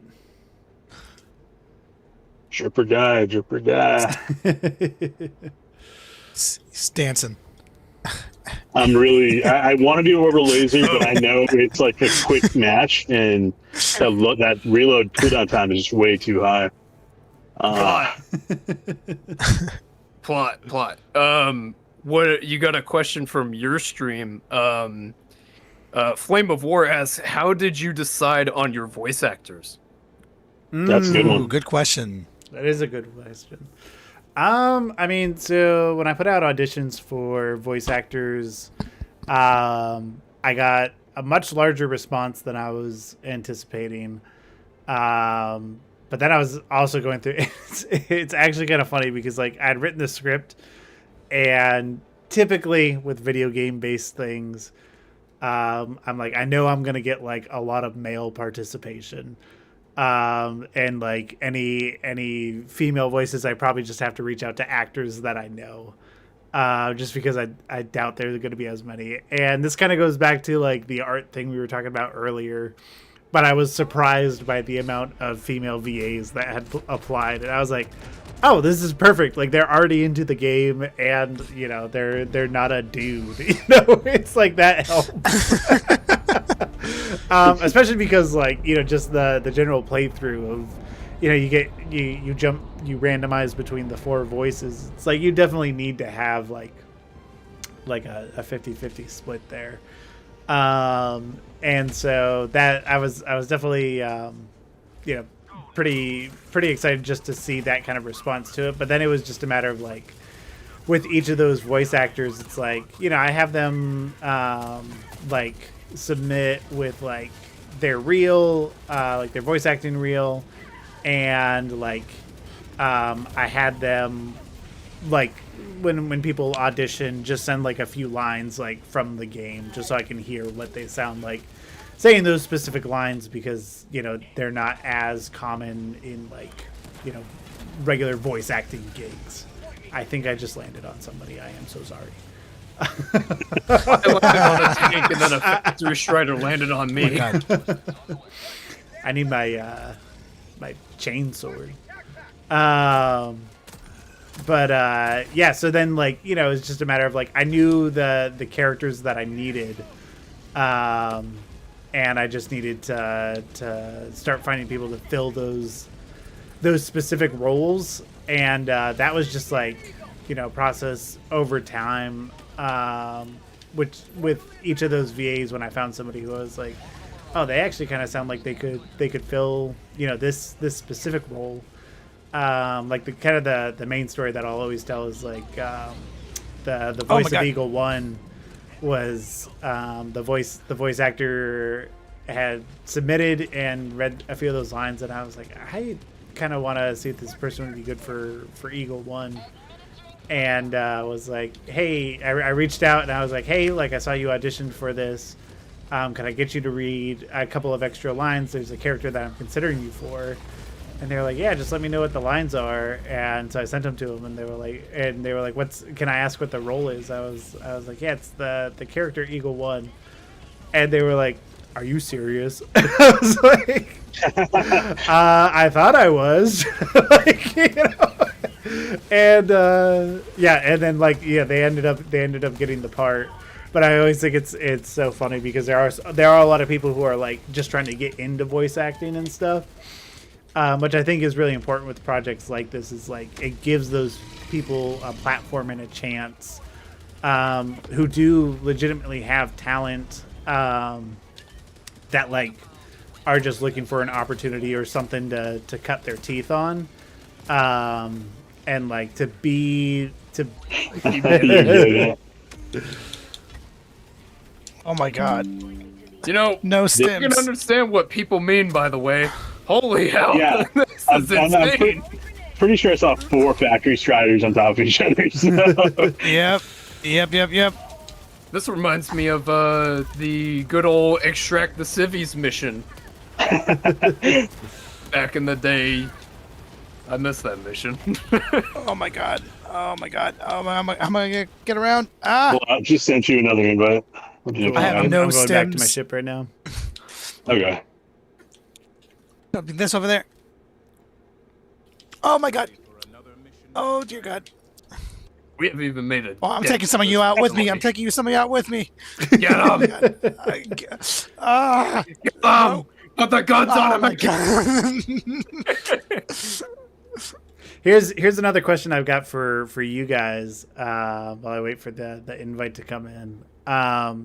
Was there anything that you were anticipating or wanted to see, or any like story ideas that you thought the film might go in, and like what surprised you, or what was even like in line with some of those expectations? Was there anything specifically from the film with that in that regard? For me, I honestly went into it without any expectations. Like, I will say, if there's one surprise I had, I didn't think you were going to include Eagle One like you did. Because I think most people would just kind of focus on a squad and then maybe have Eagle One show up for like a second, for like a cameo. But I think that probably surprised me. But I didn't really have any expectations going in, if I'm being honest. Yeah, I don't think I had any expectations either. I think for me, it was mostly like I was just like pleasantly surprised that, you know, there was a lot more creative freedom in the sense that, again, it was like very much really cool. And I think still like kind of having those head nods into things like the yogurt ads and stuff where it's very in theme, but at the same time, you had enough freedom where you did things like I like, for example, like the what's it called, the using those specific armor, like, you know, designs to like show someone's a medic or whatever. I think was really good too, because that's like in game one of the complaints that you hear a lot is like there's not really a designated class. And I think with movies, even whoever's going to make the Helldivers movie, that can always be, I'm sure, a struggle, is like you trying to create these personalities for each of these characters, and then the game, because of the nature of it, because you're literally like losing billions of Helldivers in game every few weeks, like you don't really have time to, I guess, create that kind of identity. So overall, man, yeah, no, I mean, we didn't really go into it with any expectations, just because there's not really a whole lot of that kind of content out there right now in the Helldivers sphere, at least in the sense that there's no one, I think, who cemented themselves outside of you guys probably, who it's like, oh, this is the Helldivers creator. You got like guys that create short form content, but I don't think we've seen anybody do really long form, like close to an hour plus, like you guys have. No, for sure. And like I think that's like one of the things that like I kind of started to realize more and more, like the closer we got to release, is because there was also like a degree where I was like, you know, is this like, you know, Oh my god. is the game gonna go one of the two ways of like, is the game gonna die out before we even have a chance to release the film, Right, yeah, or yeah. Oh my god. is it like, is somebody else gonna, you know, kind of beat us to it and like release their own thing that is like, you know, kind of gonna set the bar almost. For sure. And so that was something that I was wondering about, just because the production was so long. Yeah. And so it's like there is like a surreal part of it, just being like, you know, we like we are that guy, which is kind of weird. Yeah. No, I mean, it was kind of interesting you mentioned about, is the game going to die out? Because like Helldivers is so funny, because it's like a meme now about like the hype cycle, where essentially like it keeps coming back, right? So like something will happen. I actually before, like, before you go too far, we did see on Reddit somewhere that we did make it on that hype sign chart. yeah.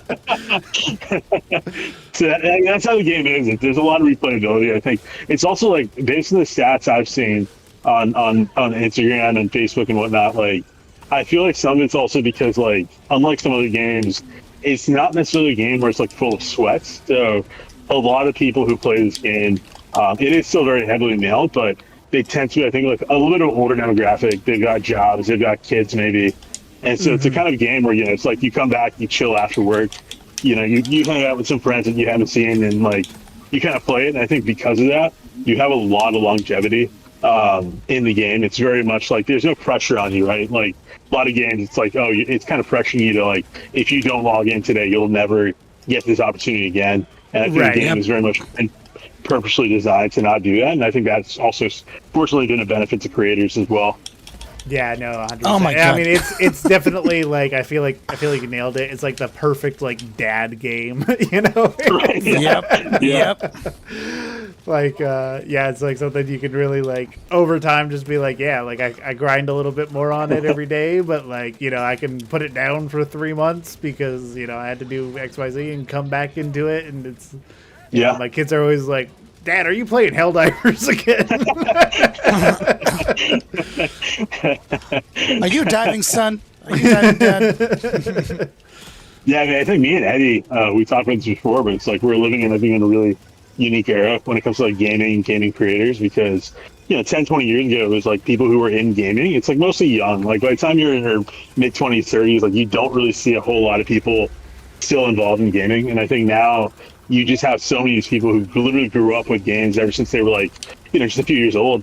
And now they're older and they have their own kids, and it's still something that, they want to keep, I guess, getting into. And I think that's how games like Helldivers and whatnot, games that kind of cater to some, not cater, but, are, I guess, accessible to younger people or older people, as opposed to some games like maybe, Fortnite or whatever, which tends to be more of a younger audience. I think those kind of like IPs are going to have a lot more success as time goes on. No. 100%. Yeah. No.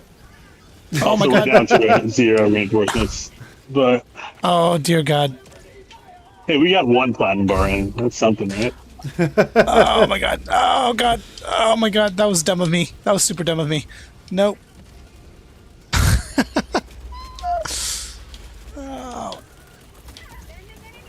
Oh dear God. This is literally my pattern right here. Oh. Putting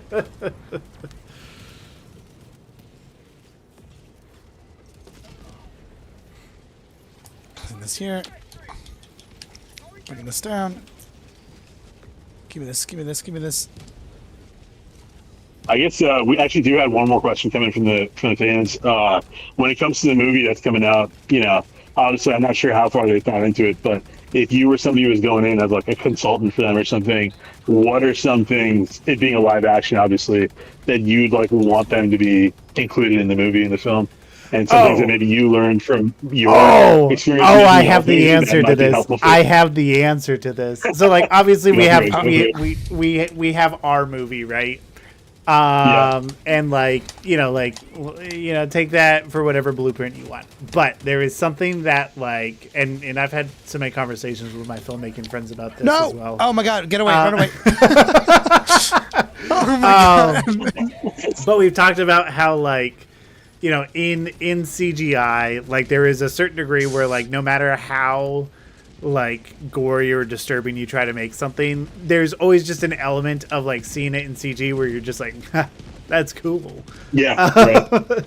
But in a live action movie, like it needs to do what Starship Troopers did to us as kids, and just like leave the imprint of like that one guy getting ripped apart by like the flying bugs. Yes. It's like that's what the Helldivers film needs. It needs to be so over the top and like just like disturbing with the gore to where it's like it gives kids nightmares for the rest of their lives. 100%. If the movie is gory, I think that in itself is going to win a lot of people over. Yeah. It needs to have the gore. It needs to have a body splitting apart. No, yeah, for sure. It's like, yeah, and they're like kind of even when I was working on For Liberty, there was a certain degree where, like, I don't know if you guys have ever seen the movie Kung Fury. Yeah. But like there was even like part of me that was like, is there a way to reference like the moment where he's like, you know, he's like, he's talking about how his partner died, and he's like, I knew he was dead, like right on, and then like the guy's like body just splits in half and like falls over. It's like there needs like I was definitely thinking about like, is there a way to like make a nod to that in my film? Which, like, you know, like the closest thing to it was the guy getting split in half by the impaler, but like just like generally speaking, like I feel like in a live action sense, like it just needs to be like, there needs to be a level of like like that is gross. Like it feels more visceral because I'm watching it happen to a real human being. Right. Yeah. We had a question coming from Crazed Milkman. He asked, how many bloopers or animation errors did you guys have after I guess you completed the film? I mean, like the a lot of times like animation errors aren't as like funny as like some of the janky clips you see. A lot of times they're way more annoying than that. When they are janky, they are hilarious. But it's like, it's very rare to get those. But it is always funny when they pop up. And there's actually been like a few times on live streams where we've had it happen. But as far as like any of the voice acting bloopers or anything like that, we actually made like a whole video that is kind of like basically like a Pixar outtakes style of just like taking the voice recordings with the VAs and stuff and just like basically making like a short animated like 5-minute thing out of it. That a lot of people responded well to, but we're just making it look like, you know, they're all like in the same room recording together and just having banter and stuff. Gotcha. Nice. That's a ton of fun. Yeah, and that video, like, it's still and there was a little bit in like working on that where I was like, man, when you don't have to worry about the animation looking good or anything, where you can just like let it be jank and like just get it out as quickly as possible. There's something that's so much more freeing about like doing things that way sometimes. Oh my gosh. You guys can actually board the ship and leave. I'm getting in. You can get out of here. We did it. We did Oh my gosh. I mean, I don't know what we did, Eddie, but I lived. What are you talking about? I lived. we survived.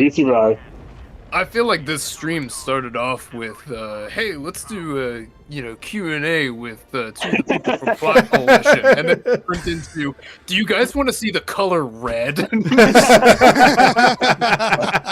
Dude, I hadn't played on Magma Planets, but I'd seen like some of the clips. I was like, there's no way we're gonna start this interview with a level 10. We somehow did it though. We somehow. These guys, Jesus. they're gonna be like, are you guys Yeah, dyslexic? totally. Like, why can't they answer the questions? A flame of war on your chat, Plot, so that we'll count that as a win, and I agree with that. I absolutely agree with that. 2 Helldivers that were not a part of the initial drop, and or the subsequent drops that came in at the last second in the last drop that escaped after the timer was up. They won the day. I assure you. They'll get a medal for that one. Oh yeah. 252 kills, man. Wow. Okay. Good stuff, boss. Nice. Good lord. Used 12 stems. Jesus.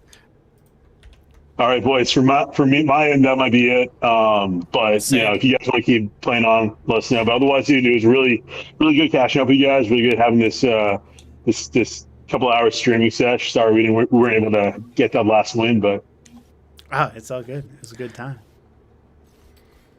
Thank you so much for wanting to play and answer some of the questions. Yeah. This was a lot of fun. Oh, wait, there we go. There we go.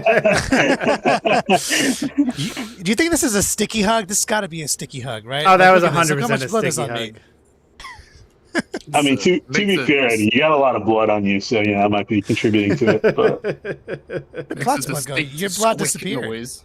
His blood just disappeared completely. But Oh, All right, man. well, All right. yeah, no, if you guys want to do this again sometime, we're going to try to do streaming a lot more, but we're still trying to get, I guess, the format a little bit more. I'm not sure if you guys like usually show your faces and stuff. That's one of the things we've been talking about. Maybe try to get some more questions and things, but other than that, Eddie, you got anything in your end? Yeah, I don't think so. If you haven't seen the movie, go watch Fair. the movie. Yeah, no, Yes, sir. plug in, I guess, where can people follow you? Obviously YouTube is where the movie is right now, but other socials, like where would you want people to follow you? Yeah, I mean, it's just Plot Coalition across the board. So if you type it in, you'll find There you us. go. Look for the little orange Well, if you dinosaur. got and anything, you got it. you want to plug in? If you look up Wasp Optic on any social media, you can typically find me. That is WASPOPTIC. Or just go to the There you go, Titanfall wiki.